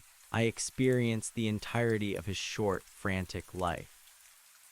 I felt the cold winters in the refugee camps, the metallic tang of canned rations, the sharp, jagged fear of the nights when the sky had been filled with the screaming of jets instead of the singing of trees.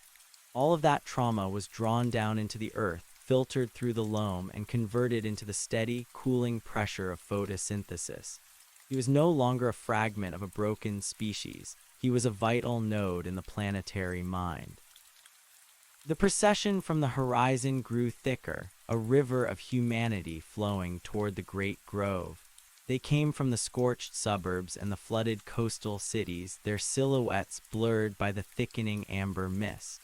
As they entered the perimeter of the plaza, the transformation accelerated.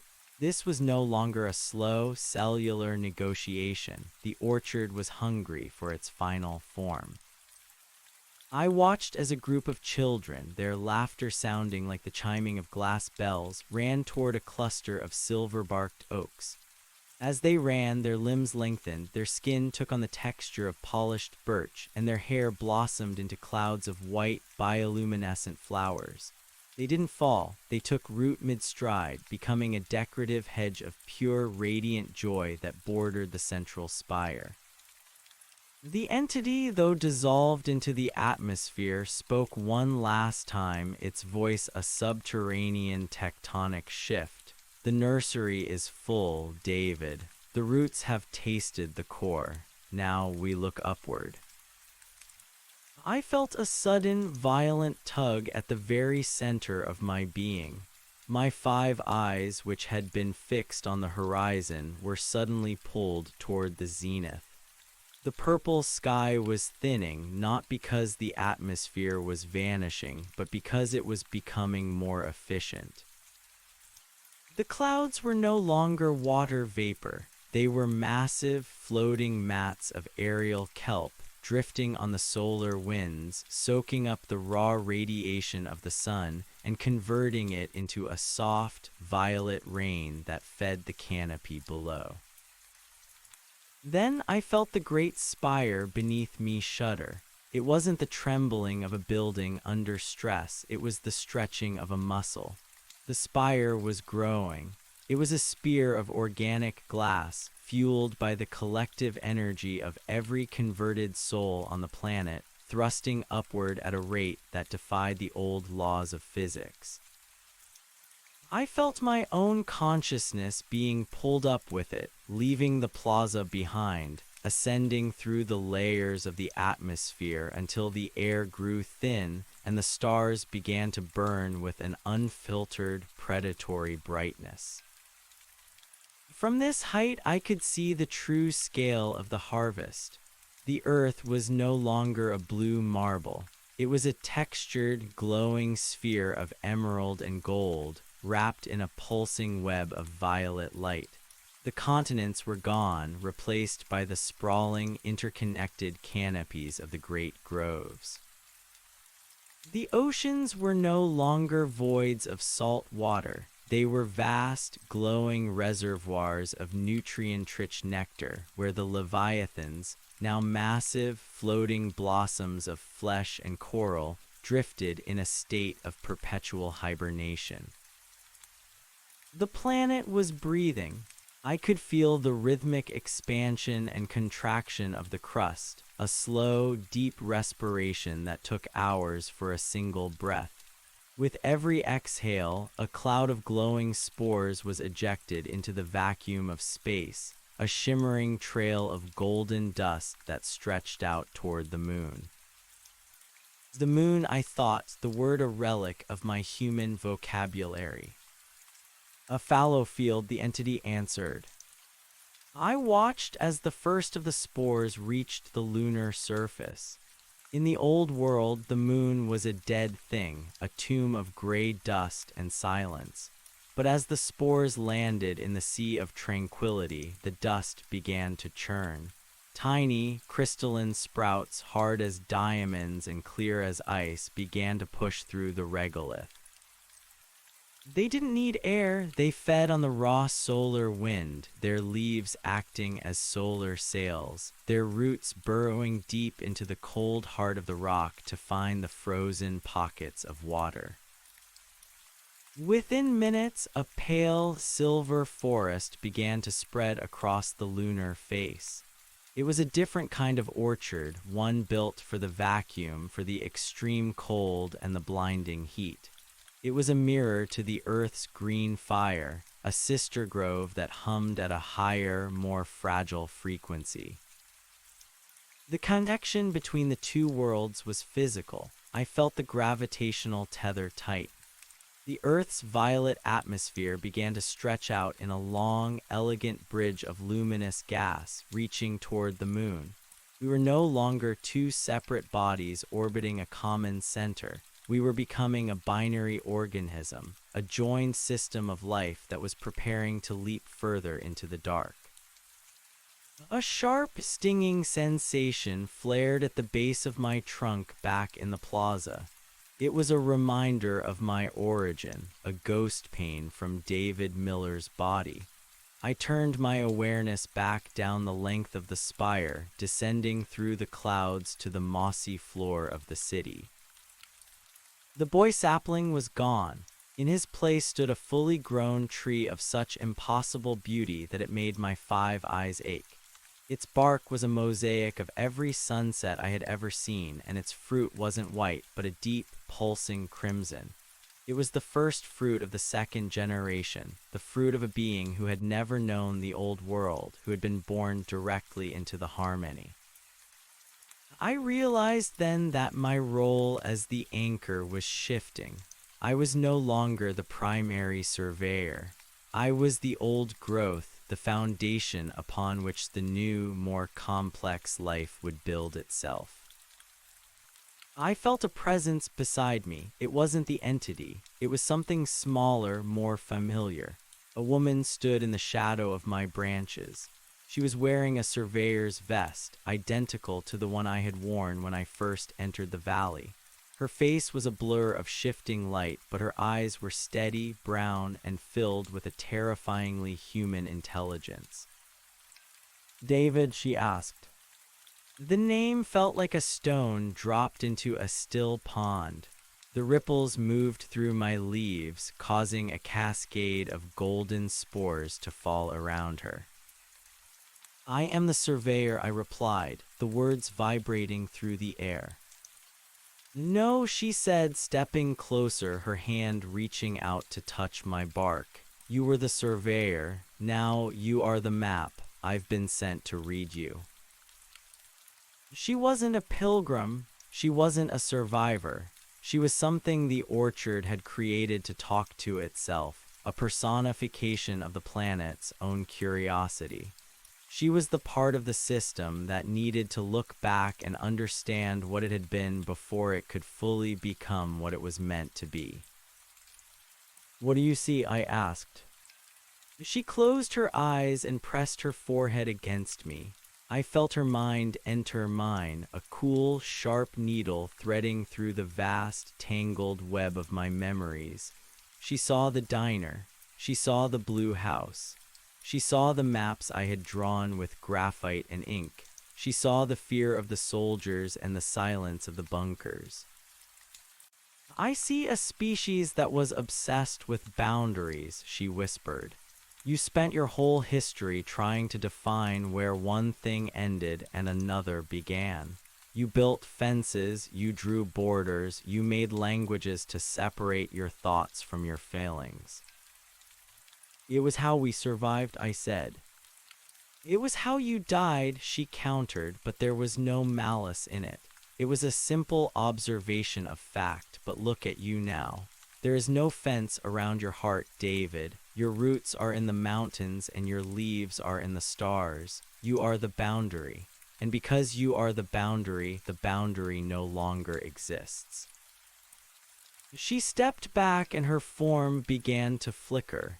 Her vest dissolved into leaves, her brown eyes turned into the same amber pearls I had seen in the elderly woman.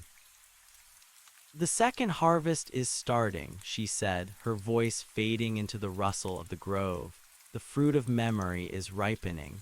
We are going to remember everything, David. Every song, every war, every kiss, every mistake. We are going to take all that noise and turn it into a single, perfect chord. And then we are going to sing it to the rest of the universe. She vanished into the moss, her consciousness merging with the boy sapling's root system.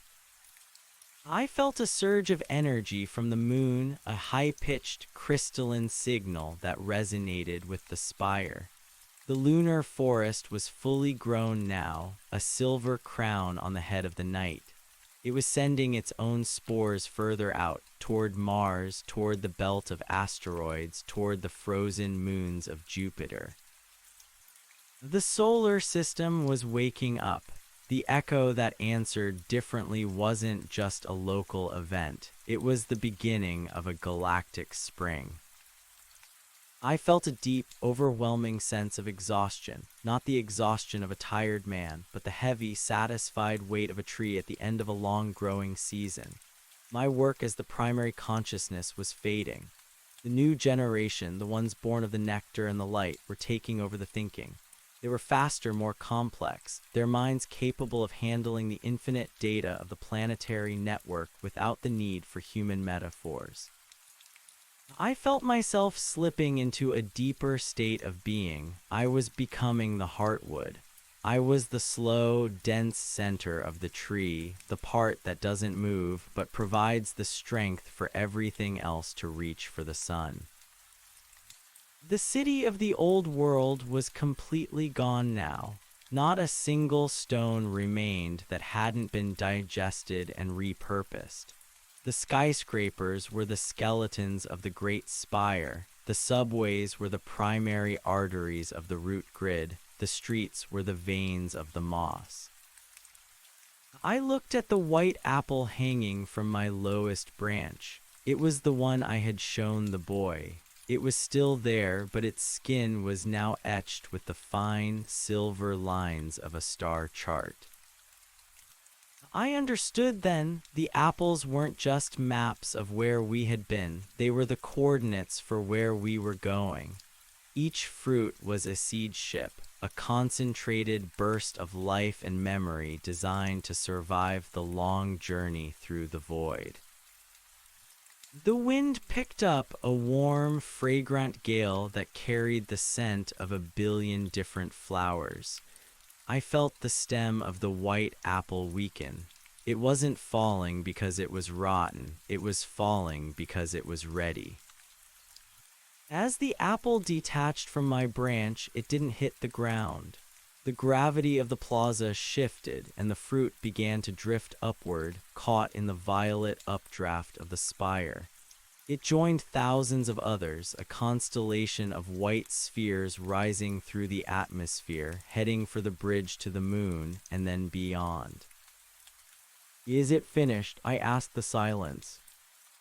This time there was no entity to answer. The answer came from everywhere at once, from the moss, from the stars, from the nectar in the oceans, and from the new, silver trees that had once been my brothers and sisters. "It is beginning," the world whispered. I settled into the deep, dark comfort of my roots. I felt the sap slow to a crawl. My 5 eyes closed, one by one, until only the central one remained, staring up at the violet sky. I saw the last of the white apples vanish into the stars. I saw the moon pulse with a silver light that rivaled the sun. I saw the earth, my home, glowing like a faceted jewel in the velvet dark of space. I was the echo, and I was the answer, and I was the silence. But most of all, I was the soil, and the soil was happy. The last thought of David Miller was a simple one, a small, bright spark of human memory that flickered for a second before being swallowed by the vast, green peace of the orchard. It wasn't a thought of fear or regret. It was a memory of the blue house and the way the light had looked on the floorboards in the morning. He realized in that final moment that the light hadn't changed. It was the same light. It had just finally found a world worthy of it. The central eye closed. The great grove stood silent under the violet sun. The only sound was the slow, deep breathing of a planet that was finally, after so much struggle and noise, asleep. But in the sleep of the orchard there were dreams, and in those dreams the fruit was already reaching for the next sun. The dreams of the orchard were not like the dreams of men. They were not chaotic fragments of desire or fear, but precise mathematical simulations of growth.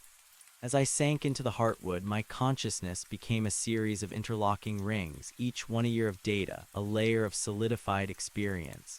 I felt the pulse of the lunar forest, a rhythmic tug that coordinated with the tides of the Earth's new bioluminescent nectar. The bridge of violet gas between the two worlds was no longer a tenuous mist. It had thickened into a celestial umbilical cord, a highway of spores and light. I was no longer observing the world. I was the world's memory of itself. I felt the heat of the sun not as a distant star, but as a direct pressure against my canopy, a nutrient to be distilled. I felt the deep, cold currents of the mantle as a slow, grounding weight. Below the plaza where the boy sapling had once stood, the root system had bypassed the old subway tunnels and reached the tectonic plates. We were stitching the crust together, mending the ancient scars of quakes and rifts with fibers stronger than carbon steel. The woman who had called me David was gone, yet her essence lingered in the network like a fragrant resin. She had been the interface, a temporary manifestation of the orchard's need to reconcile its past. Through her, I understood that the transformation was not an invasion, but a long-delayed homecoming. The earth had been waiting for a consciousness that didn't just walk upon it, but thought with it. As the lunar forest reached its maturity, I felt the first outward pulse. It was a sensation of immense collective tension, like a bowstring being drawn back across the diameter of the solar system. On the surface of the moon, the diamond-hard trees began to orient their leaves toward Mars. They were not just absorbing light, they were refracting it, focusing the sun's energy into tight, coherent beams of amber force. These beams were the needles that would sew the system together. I watched through the collective eyes of the great grove as the first beam struck the red dust of the Martian plains. There was no explosion, no violent impact. Instead, the red dust began to swirl, caught in a localized vortex of accelerated evolution. The frozen carbon dioxide at the poles didn't just melt. It was inhaled by the sudden appearance of translucent crimson lichen. The orchard was leapfrogging through the dark. Each planet was a new soil, a different set of constraints to be solved. Mars required a hardier, more metallic biology, trees with veins of liquid iron and leaves that could withstand the scouring of dust storms. I felt the draft of that new consciousness being written in the Earth's own genetic library. We were sending the instructions ahead of the seeds. Back in the plaza, the silence had deepened into a state of holy resonance. The thousands of people who had arrived during the harvest were no longer recognizable as individuals, yet they were more themselves than they had ever been. They were the specialized cells of a global organ. Some had become the sentinels, tall, slender pillars of silver bark that stood at the edges of the groves, their leaves sensitive to the slightest shift in the solar wind. Others had become the nurturers, low-lying, moss-like carpets that regulated the temperature and pH of the soil, ensuring that the next generation of saplings would have a perfect cradle. I felt a ripple of movement near my base. A small creature, something that had once been a domestic cat, moved through the tall grass. Its fur was now a soft, iridescent green, and its eyes were wide, golden sensors that saw into the ultraviolet spectrum.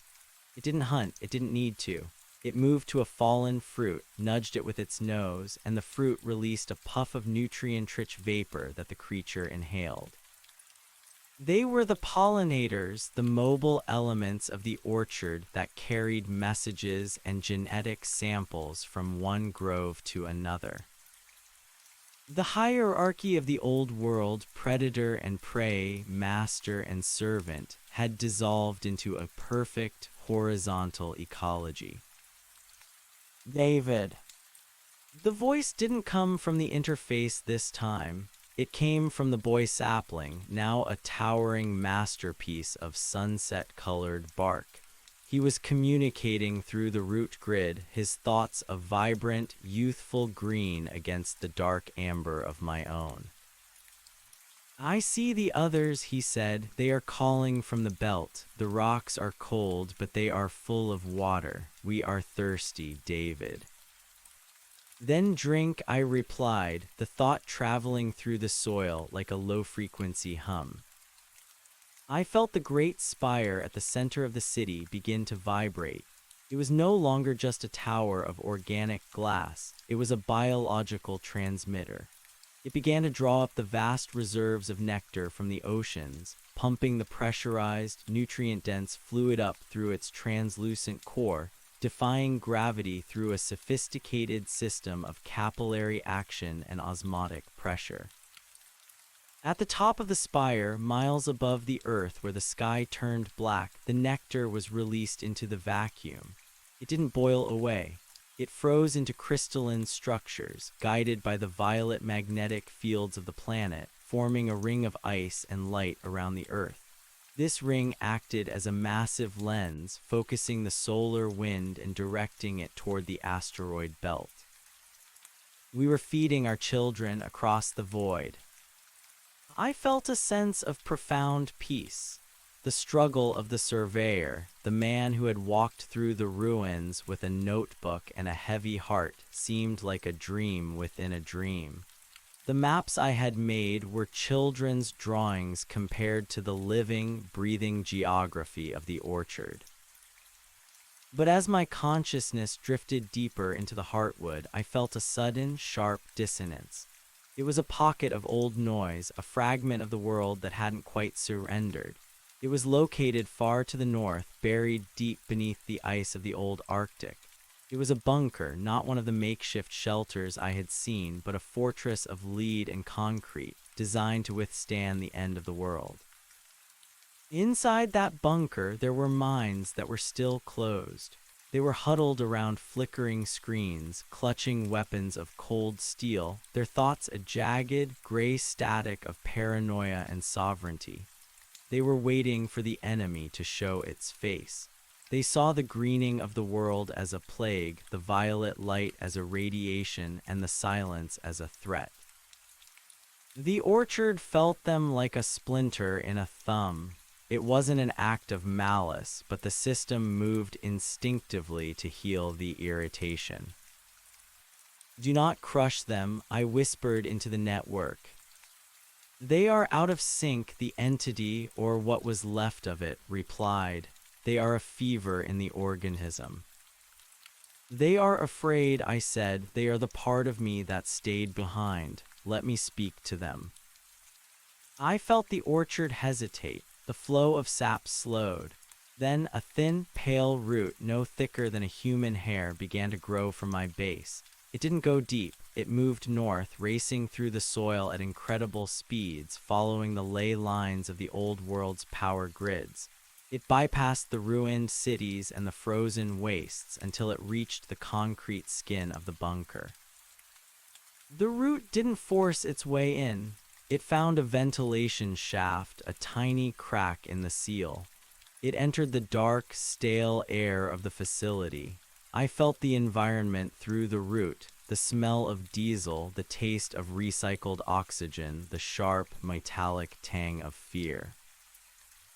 I found the leader of the group. He was an old man, his face a map of scars and bitterness. He was holding a pistol, his knuckles white.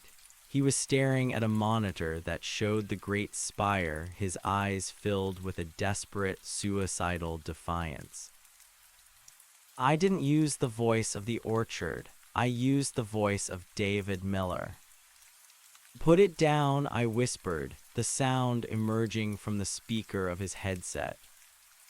The man jumped, looking around the empty room. "Who's there? Identify yourself." "I'm a surveyor," I said. "I'm the man who saw the first white tree.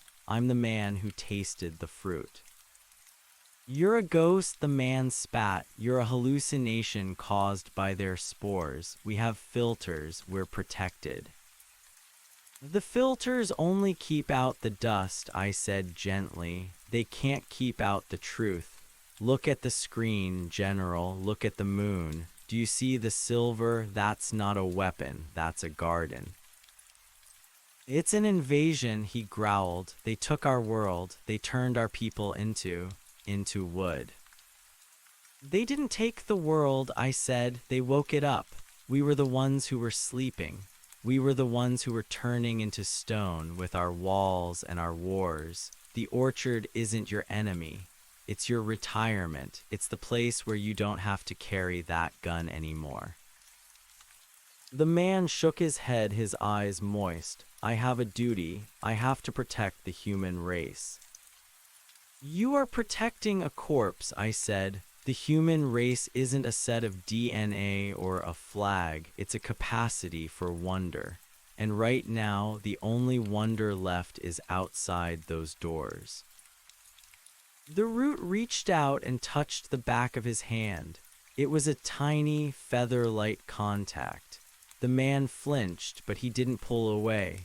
I let him feel a fraction of what I felt, the warmth of the sun on a billion leaves, the taste of the violet rain, the deep, humming song of the planet's core. I let him feel the boy sapling's joy. The man's grip on the pistol loosened. His breath, which had been shallow and ragged, began to slow. He looked at the monitor again, and for the first time, he didn't see a monster. He saw a miracle. Is it warm?" he asked, his voice trembling. "It's perfect," I said. He dropped the gun. It hit the metal floor with a hollow clang that echoed through the bunker. He stood up, his joints creaking, and walked toward the heavy blast door. His men watched him, their own weapons lowered, their faces pale in the flickering emergency lights. He turned the manual crank. The door groaned, the seals breaking with a hiss of escaping air. As the heavy steel swung open, a shaft of violet light spilled into the gray hallway. It was thick with golden spores dancing like dust motes in a cathedral. The general stepped out into the snow, but it wasn't snow anymore.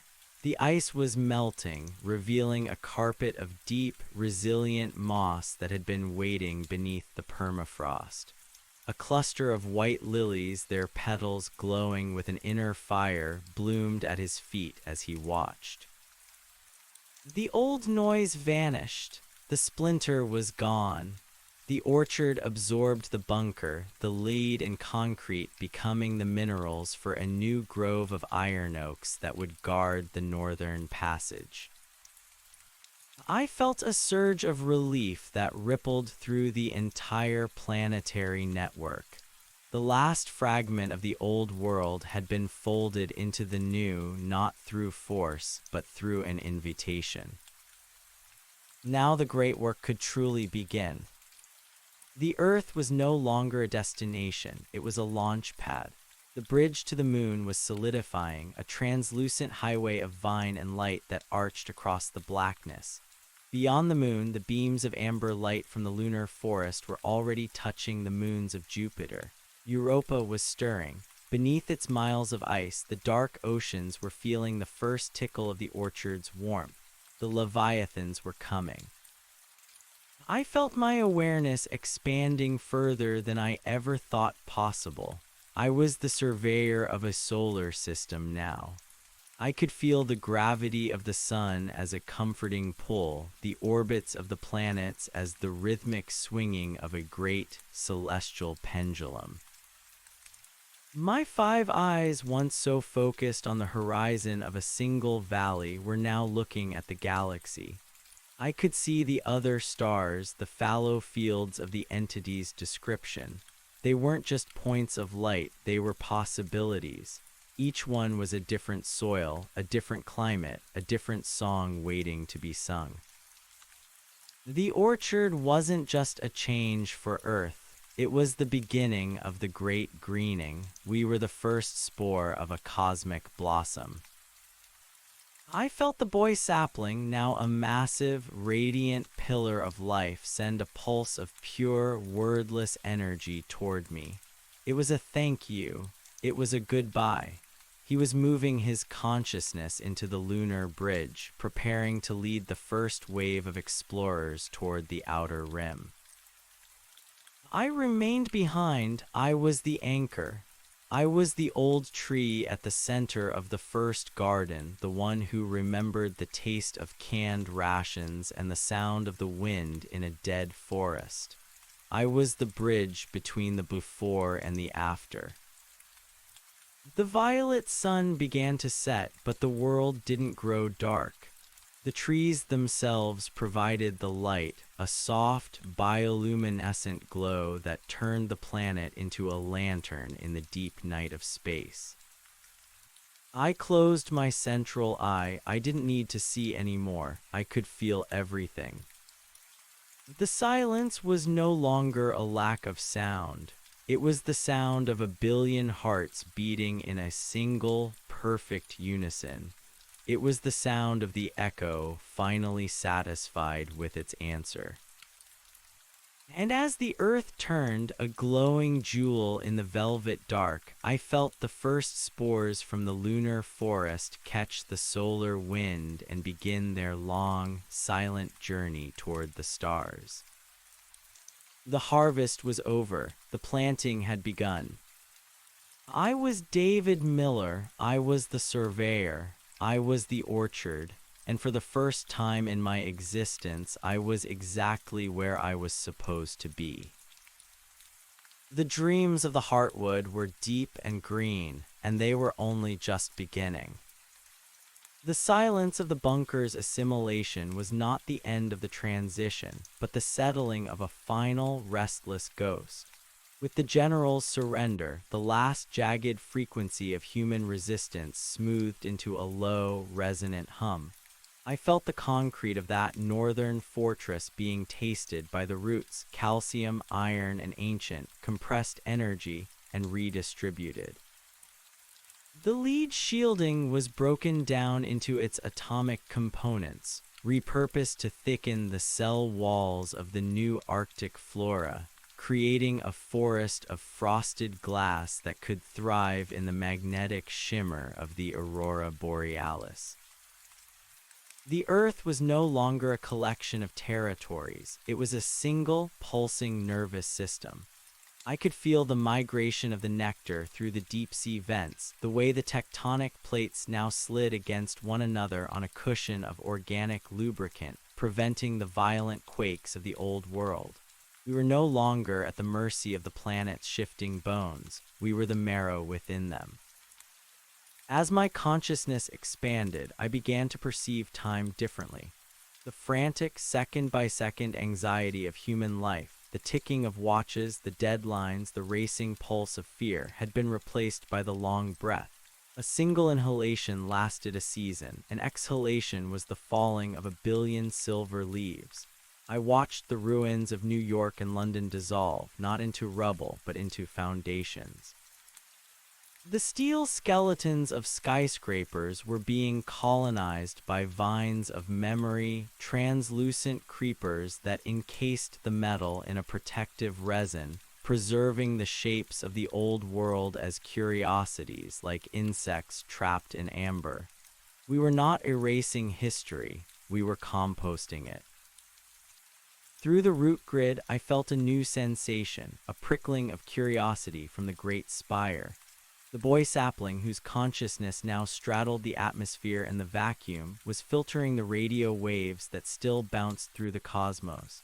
These were the stray signals of dead civilizations, the television broadcasts of 1,000 years ago, the SOS calls of long-lost satellites. He played them through the forest like a harp. I heard the crackle of old music, the frantic voices of news anchors from the Great Collapse, and the rhythmic beeping of pulsars. "They are so loud," the boy sapling whispered through the soil. "The ones who came before. They screamed into the dark because they were afraid no one was listening." "We are listening now," I replied. "But there is no one left to answer them in their own tongue, only the echo." "The echo is the answer," I reminded him. "It is the sound of the universe recognizing itself." I felt him pull away, his attention turning back to the lunar bridge. The bridge was no longer just a visual phenomenon, it had become a physical reality. The violet gas had condensed into stellar silk, a material that was neither liquid nor solid, but a high-tension weave of light and gravity. Along this silk, the first vessels were forming. They were not ships of metal and fire, but enormous, hollowed-out gourds of obsidian wood, their interiors pressurized with a rich, oxygenated mist. They were the seeds of the earth, prepared to drift across the void to the waiting soils of the outer planets. I watched as the first vessel detached from the great spire. It didn't launch with a roar. It simply unfolded its massive, iridescent sails, catching the solar wind like a butterfly. Inside, I could feel the presence of 1,000 travelers, beings who had once been human, now evolved into a state of perpetual hibernation, their minds linked in a communal dream of the destination. They were the pioneers of the new ecology, carrying the genetic blueprints of the Great Grove to the red dust of Mars and the icy moons of Jupiter. As the vessel moved away, shrinking into a tiny spark of silver against the black, I felt a sudden, sharp pang of what could only be described as surveyor's grief. It was a vestigial human emotion, a remnant of the man who had once stood on a hill with a transit and a tripod, mapping a world that was already disappearing. I missed the imperfection of it. I missed the smell of wood smoke and the sound of a dog barking in the distance. I missed the way the light used to hit the floorboards of the blue house, not because the new light wasn't beautiful, but because the old light had been so fragile. The orchard sensed my melancholy. It didn't judge, it simply offered a gift. A root near my central trunk began to vibrate, and from the soil emerged a small, perfectly formed replica of a wooden chair. It was made of the same silver-white wood as the trees, but its shape was unmistakable. It was the chair from my kitchen in the blue house. Beside it, the ground hummed and a small, translucent flower bloomed. It sent an exact chemical match for the coffee I used to drink on Sunday mornings. The orchard was keeping my memories for me. It was a museum of the heart. "You are the anchor," the collective voice whispered, a sound like 1,000,000 leaves rustling at once. "You hold the weight of the beginning, so we may reach for the end."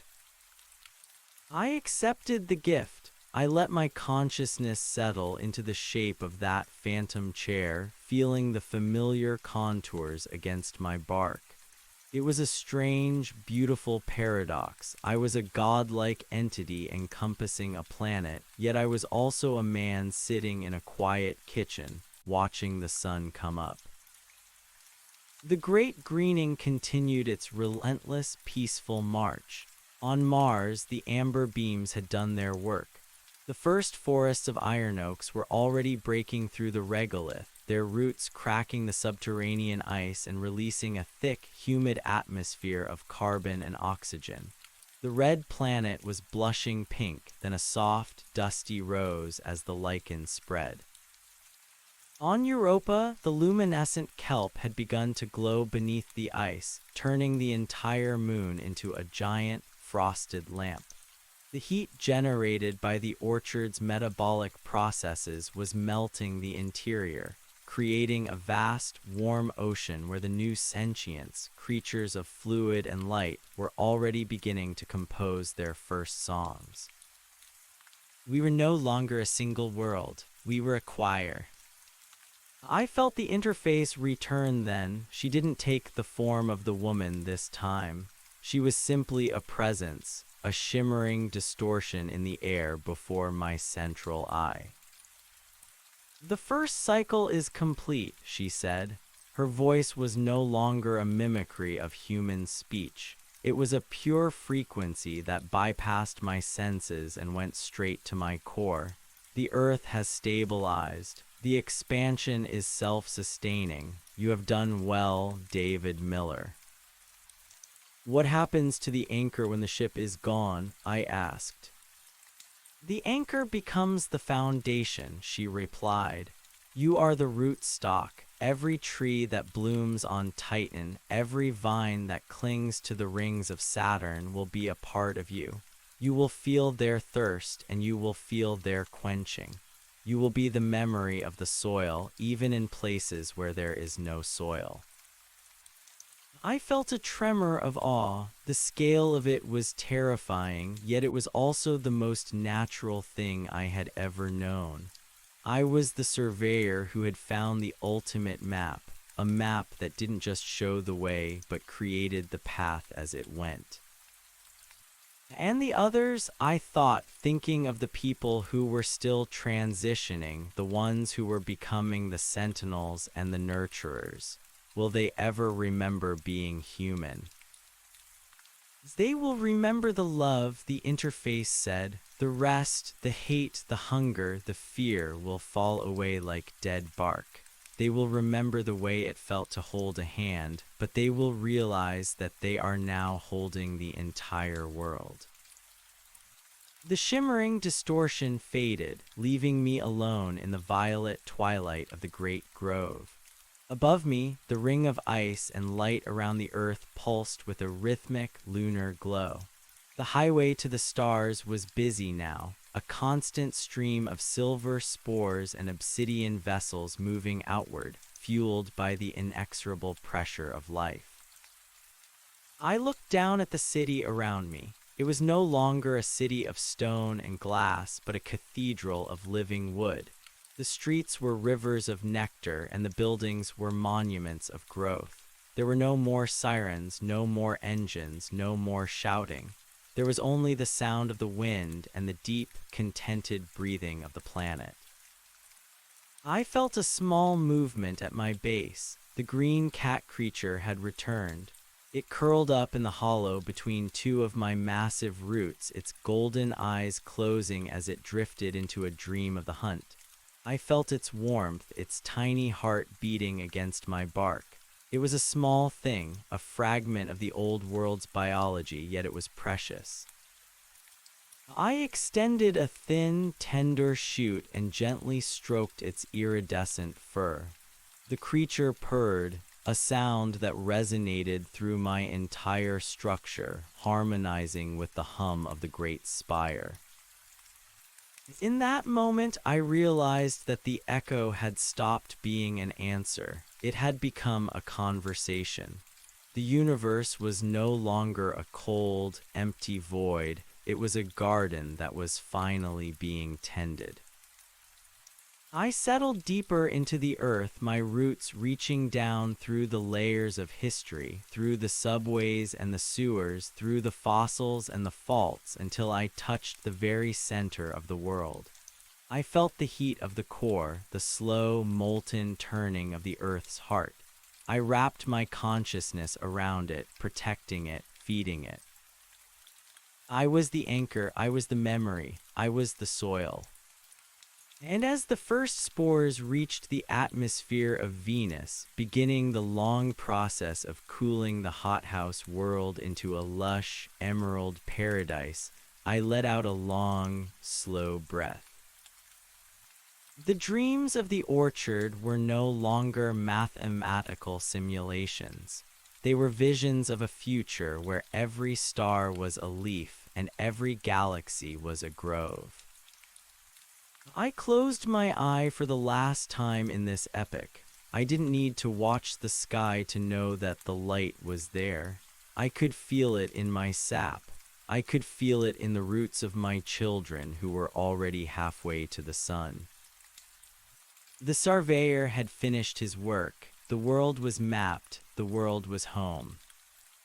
And in the deep green peace of the great grove, David Miller finally fell into a sleep that was not an end, but a beginning.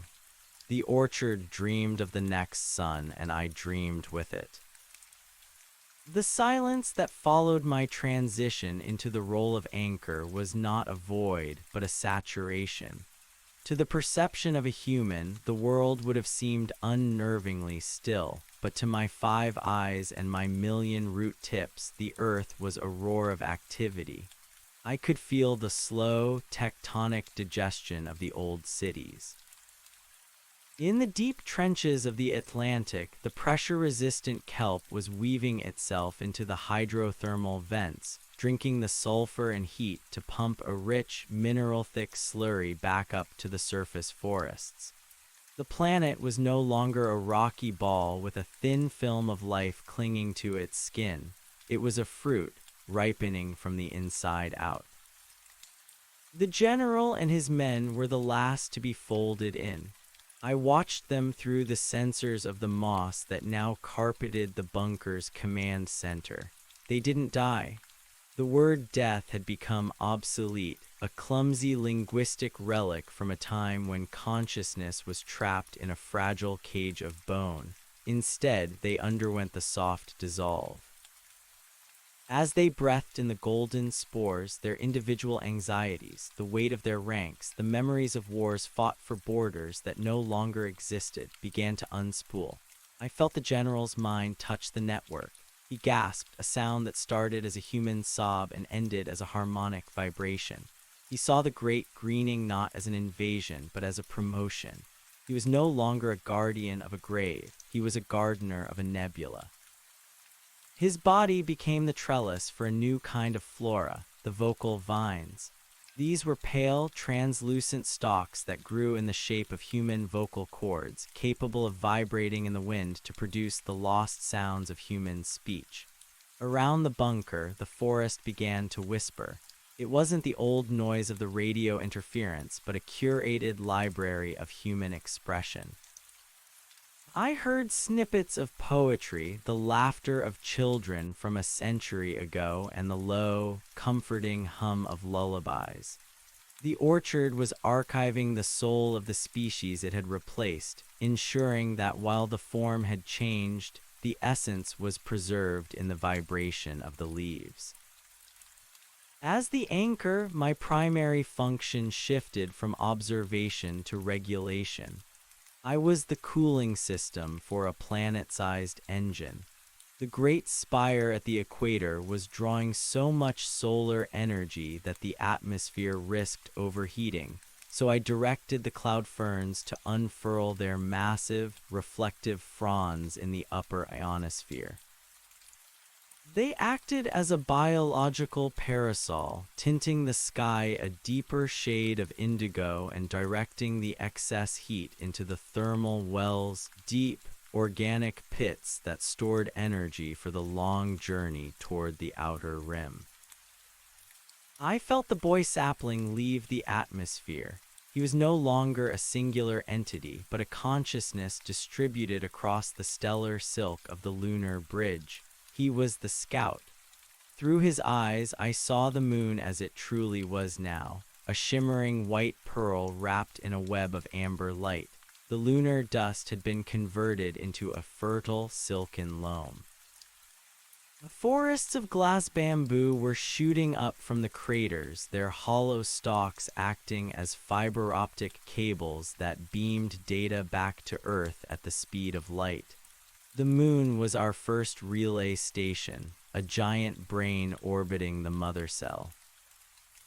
David, the boy sapling's voice reached me, echoing through the gravitational tides. The void isn't empty, it's thirsty. Then give it a drink, I replied, my consciousness vibrating through the roots of the Andes. I felt the first spore bursts from the lunar surface. They were massive biological cannons, firing pods the size of cathedrals toward Mars. These pods weren't just seeds, they were eco-kits containing everything necessary to jumpstart a biosphere. They carried pressurized pockets of nitrogen, colonies of genetically tailored bacteria, and the architect vines that would build the first pressurized domes. But as I watched the expansion, I felt a tremor in the deep grid. It wasn't a physical vibration, but a dissonance in the song. It came from the far side of the sun, a cold, jagged frequency that didn't belong to the orchard or the interface. It was a silence that felt like a hunger.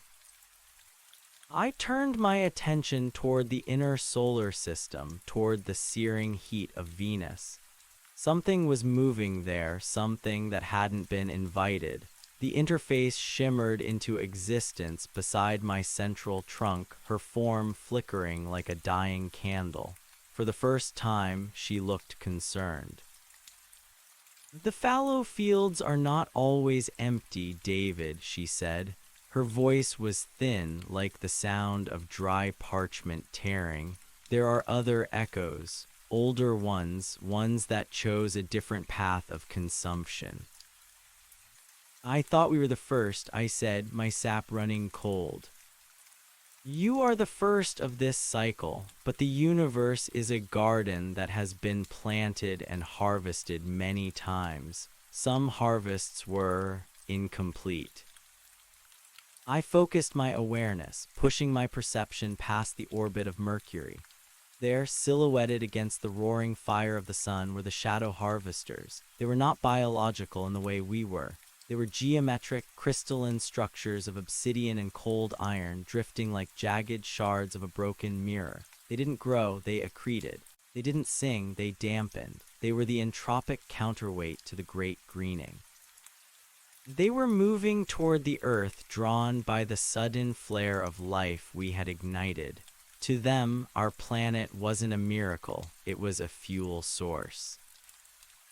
Can we fight them? I asked, feeling the sentinels across the globe tensing their limbs, their thorns sharpening into crystalline spears. The orchard does not fight, the interface said. To fight is to return to the old noise. To fight is to admit that there is an us and a them. If you fight, you lose the harmony that allows the great work to exist. Then what do? We can't just let them consume us. We invite them, she said. The concept was alien even to my expanded mind. How do you invite a parasite to a feast? How do you welcome an entity whose only purpose is to extinguish your light?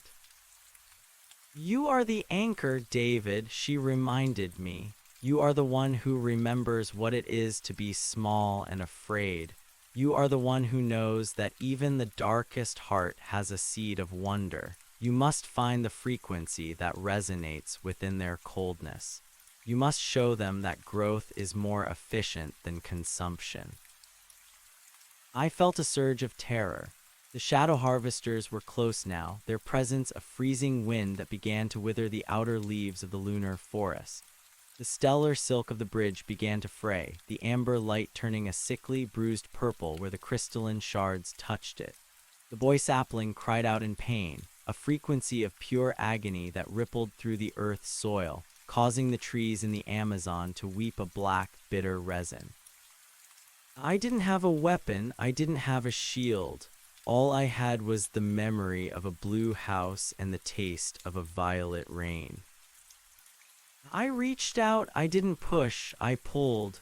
I opened the great grid to its fullest extent, stripping away all the defenses I had built. I made the Earth vulnerable. I turned the planet into a giant beating heart exposed to the vacuum. I let the shadow harvesters feel the warmth of our core. I let them taste the complexity of our nectar. I didn't resist their intrusion. I welcomed it into my own consciousness. The cold was absolute. It felt like a million needles made of absolute zero piercing my bark. My thoughts began to crystallize, my memories of being David Miller shattering into jagged fragments of ice. I felt the hunger of the harvesters, a vast, ancient loneliness that had spent eons drifting in the dark, consuming everything it touched because it didn't know how to be part of anything. They weren't evil, they were just hollow.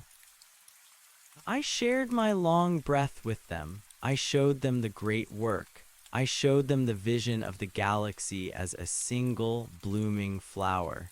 I let them see the boy sapling's joy and the general's surrender, and the way the green cat creature purred in the hollow of my roots. For a long, terrifying moment, the earth began to freeze. The violet sun seemed to dim as the obsidian shards wrapped themselves around the atmosphere, choking the light. The vocal vines fell silent. The nectar in the rivers turned to slush. Then I felt a change. The jagged, geometric frequencies of the harvesters began to soften.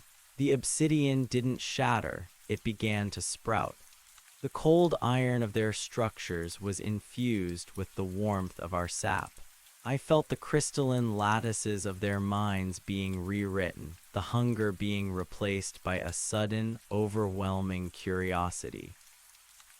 They weren't being defeated, they were being infected with life.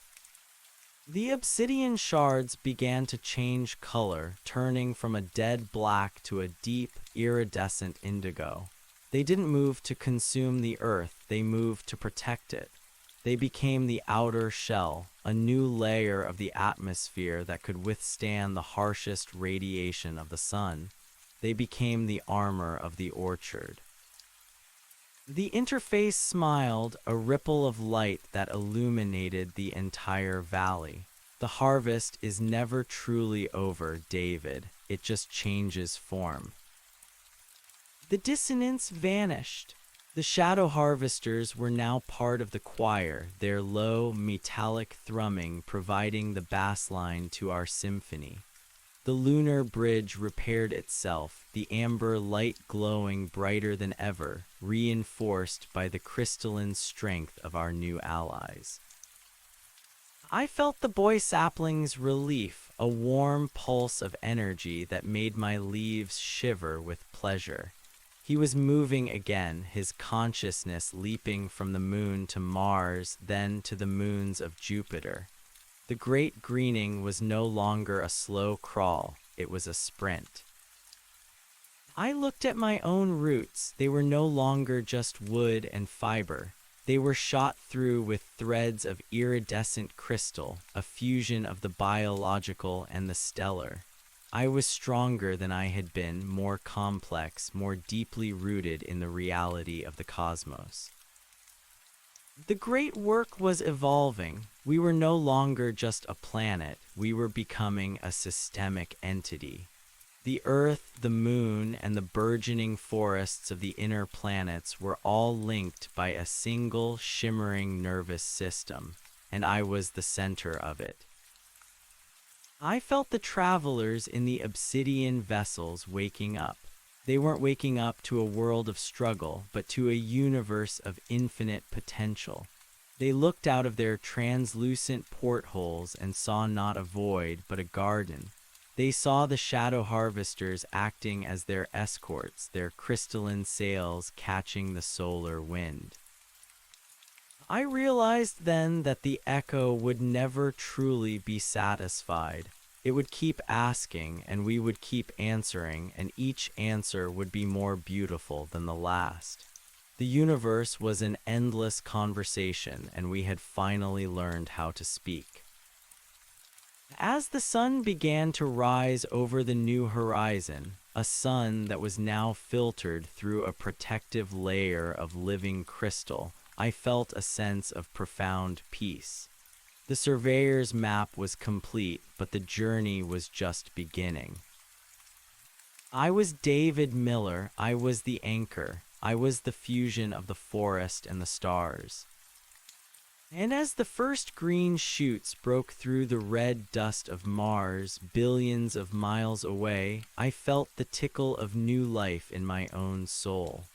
I laughed, a sound that was carried by the vocal vines across the entire planet, a song of triumph that echoed all the way to the edge of the galaxy.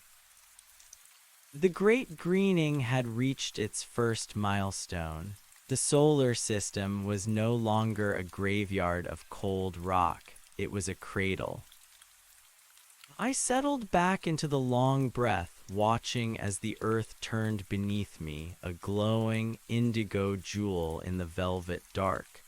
I was exactly where I was supposed to be. I was the memory of the past, the reality of the present, and the seed of the future. And in the silence of the great grove, the only sound was the steady, rhythmic beating of 1 billion hearts, all pulsing in time with the turning of the stars. The harvest was eternal, and the planting would never end. The integration of the shadow harvesters did more than just fortify the earth. It changed the very chemistry of our perception. Where once I saw the vacuum of space as a barrier, I now saw it as a conductive medium. The obsidian lattice that now encased our atmosphere acted as a colossal lens, focusing the stray thoughts of distant nebulae into a coherent stream of data that my roots could finally decode. I was no longer just the anchor of a planet, I was becoming the antenna for a quadrant. The green cat creature at my base stirred, its fur rippling with a new metallic sheen inherited from the planetary shift. It looked up at me, and for the first time I didn't just feel its hunger or its warmth, I felt its curiosity about the moons of Saturn. The biological barrier between species was thinning. We were becoming a collective of dreaming cells, each contributing a different frequency to the great composition. Out in the belt, the Ceres node blossomed. It was a jagged, beautiful thing, a massive flower of ice and carbon that reached out with frozen tendrils to snag passing comets. It didn't destroy them, it digested them, stripping the water and the amino acids to build the first cloud whales. Vast, translucent organisms that would soon drift through the gas giant atmospheres of Jupiter and Neptune, grazing on the metallic hydrogen and singing songs that could be heard in the crust of Pluto. David, the interface whispered, her presence now so integrated into my sap that she no longer needed to manifest as a shimmering distortion. She was simply a thought within my thought. The expansion is reaching the threshold of return. The energy required to maintain the network across the light towers is beginning to strain the solar output. I felt the tension she described.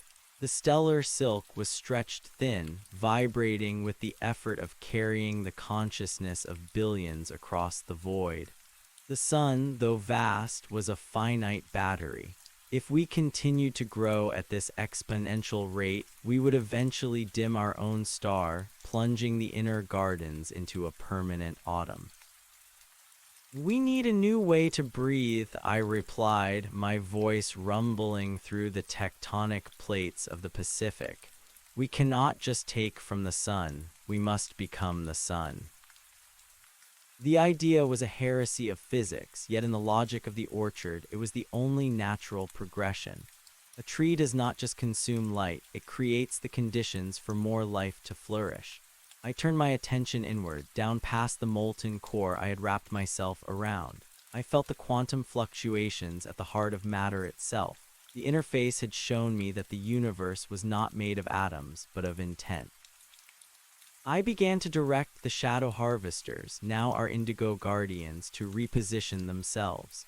Instead of acting as a shield, I commanded them to form a great parabola around the sun. It was a Dyson structure, but one grown from intent and living crystal rather than forged from dead metal. As the indigo shards locked into place, they began to catch the solar wind and refine it. They weren't just collecting energy, they were upcycling it into a higher order frequency, a luminous nutrient that didn't obey the inverse square law. I felt the sun groan. It was a sound of relief, like a giant beast being groomed. The turbulence of the solar flares smoothed out. The sunspots, those dark bruises on the face of the star, began to heal, replaced by patterns of golden geometry. We were domesticating our star. As the refined energy beamed outward, the stellar silk turned from amber to a brilliant, blinding white. The strain vanished. The connection to the boy sapling on the moons of Jupiter became as clear and immediate as the touch of the cat at my feet. I can see the stars clearly now, David, the boy sapling sang. They aren't just points of light, they're seeds waiting for the wind. But with this new clarity came a new realization. The shadow harvesters had been a warning, a small fragment of a much larger silence. Now that our antenna was refined, we could hear what lay beyond the Uit cloud. It was a static of unimaginable scale. It was the sound of a galaxy that had been over-harvested. Far to the galactic north, there was a void where there should have been a cluster of stars. It wasn't a black hole, it was a cinder zone. Something had passed through there, something that didn't just eat life, but erased the very possibility of it. It was the final echo, the sound of a universe that had forgotten how to answer. The Reapers of the Void, the interface said, her voice heavy with the memory of previous cycles. They are the ones who believe that entropy is the only truth. They seek to save the universe by returning it to the stillness of the beginning. They see your orchard as a chaotic noise that must be silenced. I felt a cold shiver pass through the great grove. The violet twilight of Earth seemed suddenly fragile. We had turned our solar system into a paradise, but we were a single candle in a hurricane of darkness. "They are coming, aren't they?" I asked. "They have already felt the pulse of the sun refinery. To them, we are a flare in the night." I didn't feel fear this time. I felt a strange, quiet resolve. I was the anchor. I was the memory of a species that had spent its entire history fighting against the dark, often by becoming the dark themselves. But we had changed. We had learned that the only way to truly survive was to outgrow the threat. "We won't fight them," I said, repeating the interface's earlier wisdom. "But we won't just invite them either. We will transmute them." I began to transmit a new command through the white silk network. It was a complex mathematical poem, a sequence of growth patterns that had never been attempted. I called upon the architect vines on Mars, the cloud whales of Jupiter, and the glass bamboo of the moon. I asked them to begin the great folding. We began to pull the solar system closer together. Not physically, the orbits remained stable, but dimensionally. We began to wrap the spacetime around our sun into a bud. We were creating a pocket of reality that was thicker than the surrounding void. To an outside observer, the solar system would appear to vanish, replaced by a dark, impenetrable sphere of distorted gravity. But inside, we were creating a hyper-garden. The process was agonizing.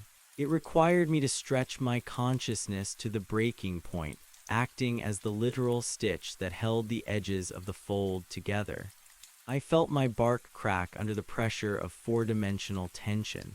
My 5 eyes burned with the light of 1,000 suns as I watched the stars outside our bud begin to smear and distort. The reapers of the void arrived just as the fold was closing. They were vast, asymmetrical shapes of non-matter, like tears in the fabric of the night. They didn't have forms so much as they had absences. Where they moved, the light simply ceased to exist. They fell upon our outer perimeter, the Uit cloud, with a hunger that made the shadow harvesters look like children.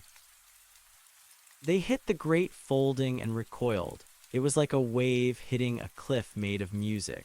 They tried to silence us, but our frequency was now too complex, too layered. We weren't just a song anymore, we were a resonance. Every time they struck the boundary, their own entropic energy was reflected back at them but translated into the language of growth. I watched through the indigo lens as a reaper, a mile-long shard of nothingness pressed against our shield. I didn't push back. I let its nothingness flow into a specialized root pocket I had prepared.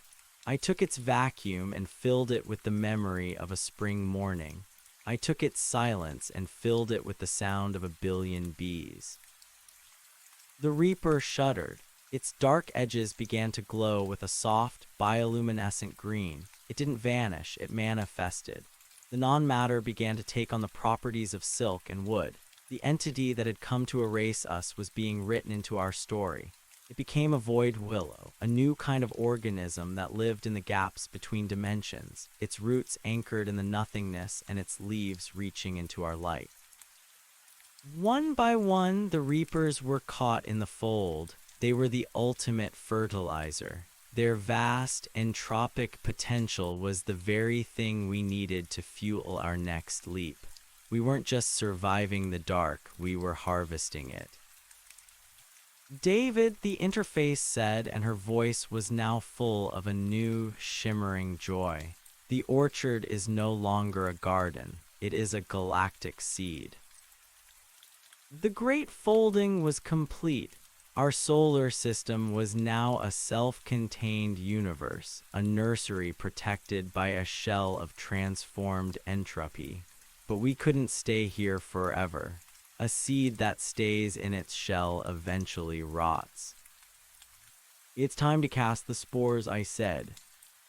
I felt the great spire at the equator pulse with a final, terminal energy.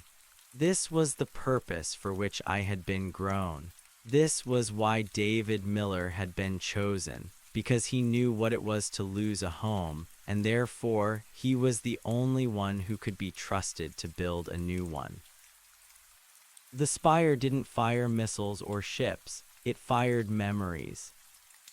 Millions of consciousness pods, each containing a fragment of the great grid, were ejected from the surface of the Earth. They passed through the indigo lens, through the great folding, and out into the wider galaxy. They moved at speeds that defied the old physics, riding the gravity waves created by our own transformation. Each pod was a mini anchor. Each one carried the blueprint of the orchard, the song of the interface, and the memory of the blue house with the violet rain. They were heading toward the cinder zones, toward the dead stars and the empty husks of planets that the reapers had left behind. They were going to wake the galaxy up. I felt myself thinning out. The effort of the great folding and the spore cast had exhausted my biological form. My massive trunk was graying, my 5 eyes were dimming, and my roots were beginning to soften back into the soil. I was returning to the earth I had spent so long protecting. "You are tired, David," the interface said, her form now a warm, golden glow that wrapped around me like a blanket. "I've seen enough," I whispered, my voice a dry rustle of falling leaves. "The map is finished. The conversation is happening without me." "It is never without you. You are the root note. Every flower that blooms in the Andromeda galaxy 1 million years from now will carry a trace of your DNA. A fragment of your memory of being a man named David Miller who once sat in a kitchen and drank coffee." I liked that thought. It was a good legacy. The green cat creature sensed my departure. It didn't cry, it simply curled tighter against my base, its purr a steady, comforting rhythm that guided me down into the final dark. But it wasn't dark, not really. As my consciousness finally detached from the great grove, I didn't fall into a void. I rose into a light that was made of every life I had touched. I saw the general, now a towering oak of command on Mars. I saw the boy sapling, a nebula vine stretching across the moons of Saturn. I saw the billions of humans, now light spirits dancing in the refined glow of the sun. And I saw the surveyor. He was standing in the kitchen of the blue house. The coffee was still steaming on the table. The violet rain was still tapping against the window. He looked at me and smiled. He didn't have 5 eyes or bark skin. He was just a man holding a clipboard. "Is the map accurate?" he asked. I looked back at the solar system, the shimmering, indigo-wrapped bud of life we had created. I looked at the spores streaking across the galaxy like hope made manifest. I looked at the billion-year future we had just planted. "It's better than accurate," I said, taking a seat at the table and picking up the cup. "It's home." The surveyor nodded and checked a box on his form. Then the echo is answered. I took a sip of the coffee. It tasted like Earth. It tasted like everything. Outside, the violet rain stopped, and for the first time in a long time, the sun came out. It wasn't the old yellow sun or the new indigo sun. It was a true sun, a light that didn't just illuminate the world, but created it. I closed my eyes and listened to the silence. It wasn't an empty silence. It was the silence between 2 notes of a beautiful song. The orchard was dreaming, and I was finally, truly part of the dream. The great grove on Earth stood silent for a long time after the anchor faded. The vocal vines whispered his name for a century or two, a soft David that the wind carried to the mountain peaks. But eventually, even that name became a part of the general hum of the planet. The Earth continued its slow, beautiful ripening. The Indigo Guardians watched the skies, but there was nothing left to fear. The Reapers were gone, either transformed or retreated into the deep dark, unable to compete with a galaxy that had decided to bloom. The spores reached the first of the cinder zones. On a dead, airless rock orbiting a cooling red dwarf, a single memory pod cracked open. A thin, green shoot reached out and touched the dust. It didn't find soil, so it imagined it. It drew carbon from the rocks and water from the deep ice, and it began to sing. And 1 billion miles away, on a planet of living wood and nectar rivers, a green cat creature woke up from a nap, stretched its iridescent limbs, and looked up at the stars, knowing that its children were already there, waiting for it. The echo was no longer an answer. It was the only truth. The universe was a garden, and the harvest was finally, gloriously complete. The transformation did not stop at the edge of the solar system, nor did it end with my transition into the theoretical light of the surveyor's kitchen. To say the harvest was complete was to misunderstand the nature of a fractal. Every completion is merely the soil for a more complex beginning. Within the hypergarden of our folded space-time, the Earth had become something that defied the old categories of mineral and biological. It was a pulse point, a thrumming heart of emerald and indigo that regulated the metabolism of every living thing from the sun scrapers of Mercury to the ice orchards of the Kuiper Belt. The void willows, those former reapers who had been rewritten by the logic of the grove, stood as the new sentinels of our borders. They were magnificent and terrifying, their weeping branches composed of solidified shadow and silvered intent. They didn't just guard the fold, they acted as translators. When the stray, dying gasps of distant, unawakened civilizations hit our outer shell, the willows caught them. They didn't let the despair of those dying worlds pollute our resonance. Instead, they took those final screams of help us or remember us and turned them into nutrient-dense memory rain that fell upward into the inner reaches of our sanctuary. On Mars, the red dust was now entirely gone, buried under 100 feet of recursive loam. The architect vines had grown so large and so intelligent that they had begun to sculpt the very atmosphere into a series of lungs. These were massive, translucent structures that floated in the stratosphere, breathing in the thin CO2 and exhaling a rich, oxygenated mist that smelled of ancient cedar and ozone. The humans, or what the humans had become, lived within the hollowed-out bowls of these planetary lungs.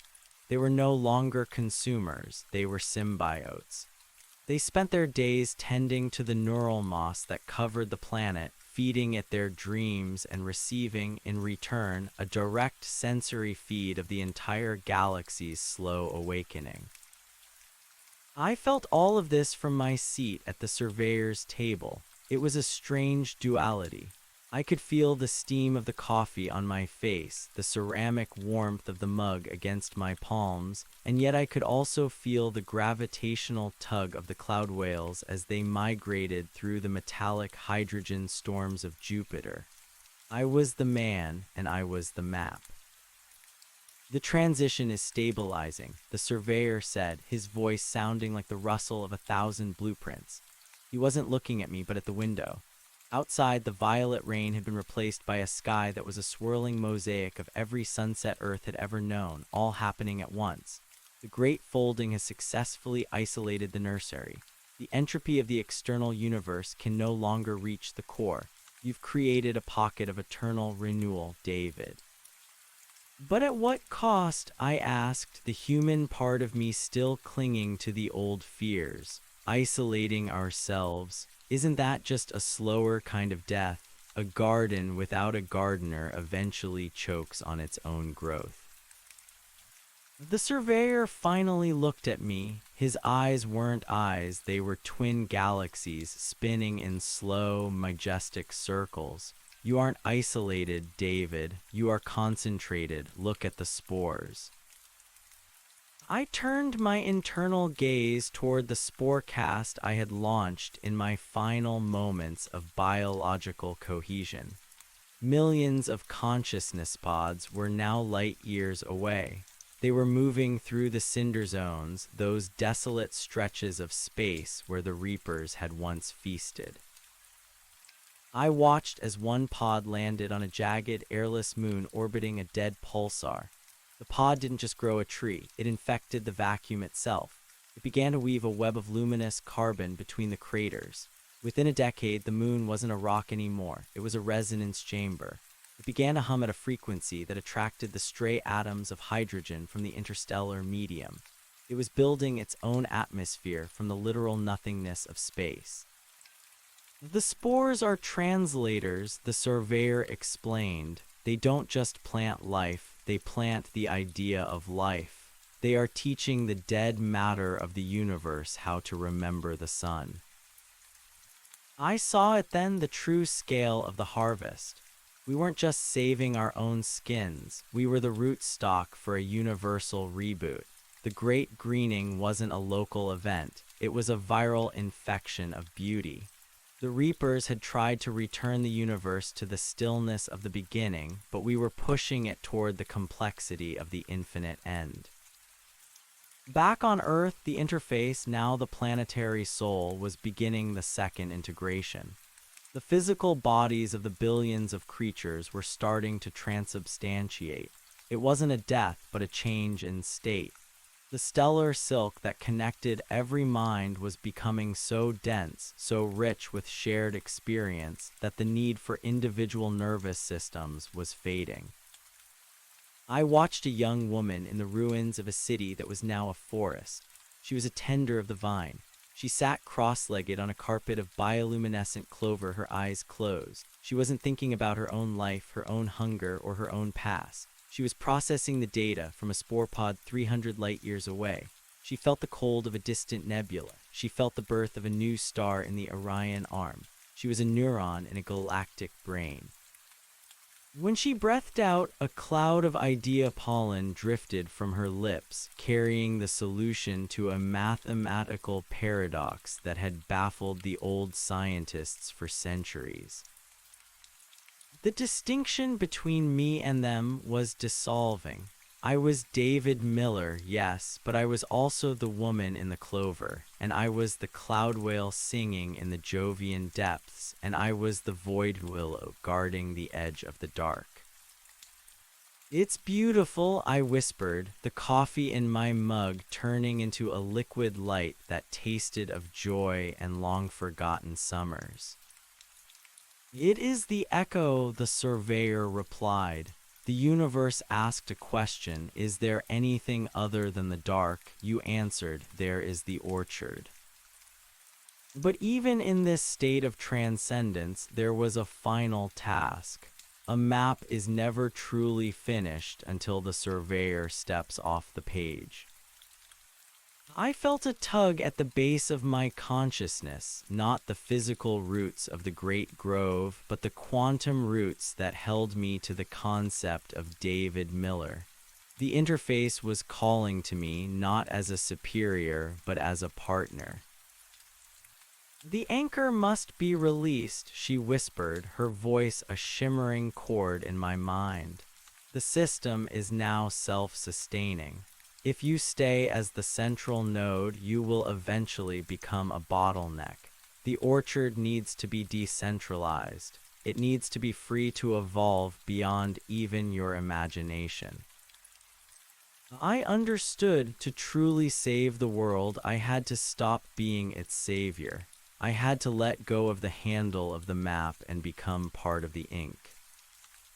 "Will I disappear?" I asked the surveyor. He smiled, a gentle human expression that seemed more real than the galaxies in his eyes. "Does a drop of water disappear when it hits the ocean? Does a note disappear when it becomes part of a symphony? You won't disappear, David. You will just stop being separate." I looked around the kitchen one last time. The blue walls, the violet rain, the smell of the coffee.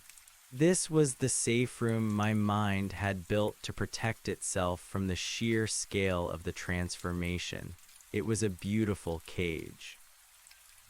I stood up from the table. The chair didn't scrape against the floor. It dissolved into a flurry of white petals. The walls of the kitchen began to thin, turning into a mist of golden light. The surveyor stood with me, his clipboard dissolving into a stream of pure intent. "Where are we going?" I asked. "Nowhere," he said. "We are already there." I stepped toward the window, but I didn't look through it. I became it. The sensation was like being shattered into a trillion pieces of stained glass, and then finding that every piece was a window into a different world. I felt the great greening hit the center of the galaxy. I felt the Sagittarius node ignite, turning the supermassive black hole at the core into a light well that didn't swallow stars, but composted them, turning their old, tired energy into the raw materials for 1,000 new solar systems. I felt the humans, now the radiant, as they began to leave the Earth. They didn't need ships. They moved as thought waves, riding the stellar silk to the new colonies. They were the gardeners of the galaxy. They landed on the resonance chambers the spores had built and began to play them, turning entire star clusters into musical instruments that sang the story of the blue planet and the man who became a tree. The long breath was no longer just mine. It was the respiration of the entire Milky Way. We were breathing in the vacuum and breathing out possibility. The shadow harvesters, the reapers, the entropy, the dark, they were all still there in the vast spaces between the galaxies, but they were no longer the end. They were the canvas. We were the painters, and our brush was made of evergreen. I felt a final, lingering sensation of the great grove on Earth. My old physical body had finally collapsed, returning its nutrients to the soil. From its remains, a new kind of forest was growing, a forest of glass and song that would stand for 1 billion years as a monument to the transition. The green cat creature was there, sleeping in the shade of a branch that used to be my arm. It dreamt of me, and in its dream, I was still the man who gave it warmth. The echo is answered differently every time, the interface's voice said, fading into the general hum of the cosmos. But this time, the answer was yes. I let go. The David Miller part of me became a single golden thread in the tapestry.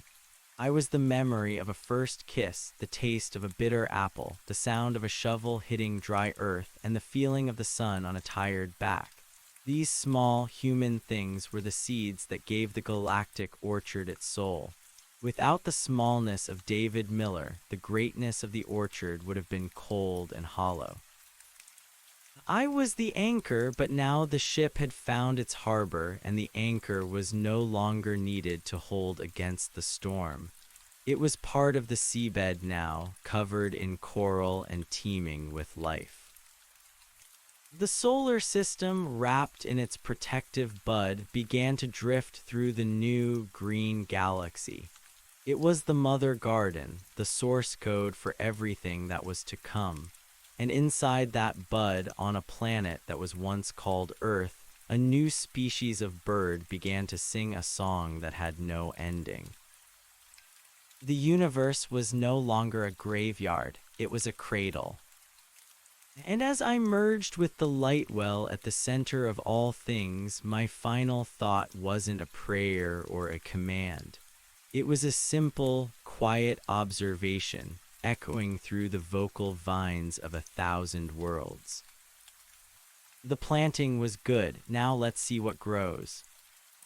The great greening moved outward, a wave of emerald fire that would eventually reach the very edge of the universe. And wherever it went, the echo followed, no longer a lonely sound looking for a home, but a chorus of 1 trillion voices, all answering the dark with a single, defiant, and beautiful hello. The harvest was eternal, the planting would never end, and in the silence of the great grove there was finally, perfectly, peace.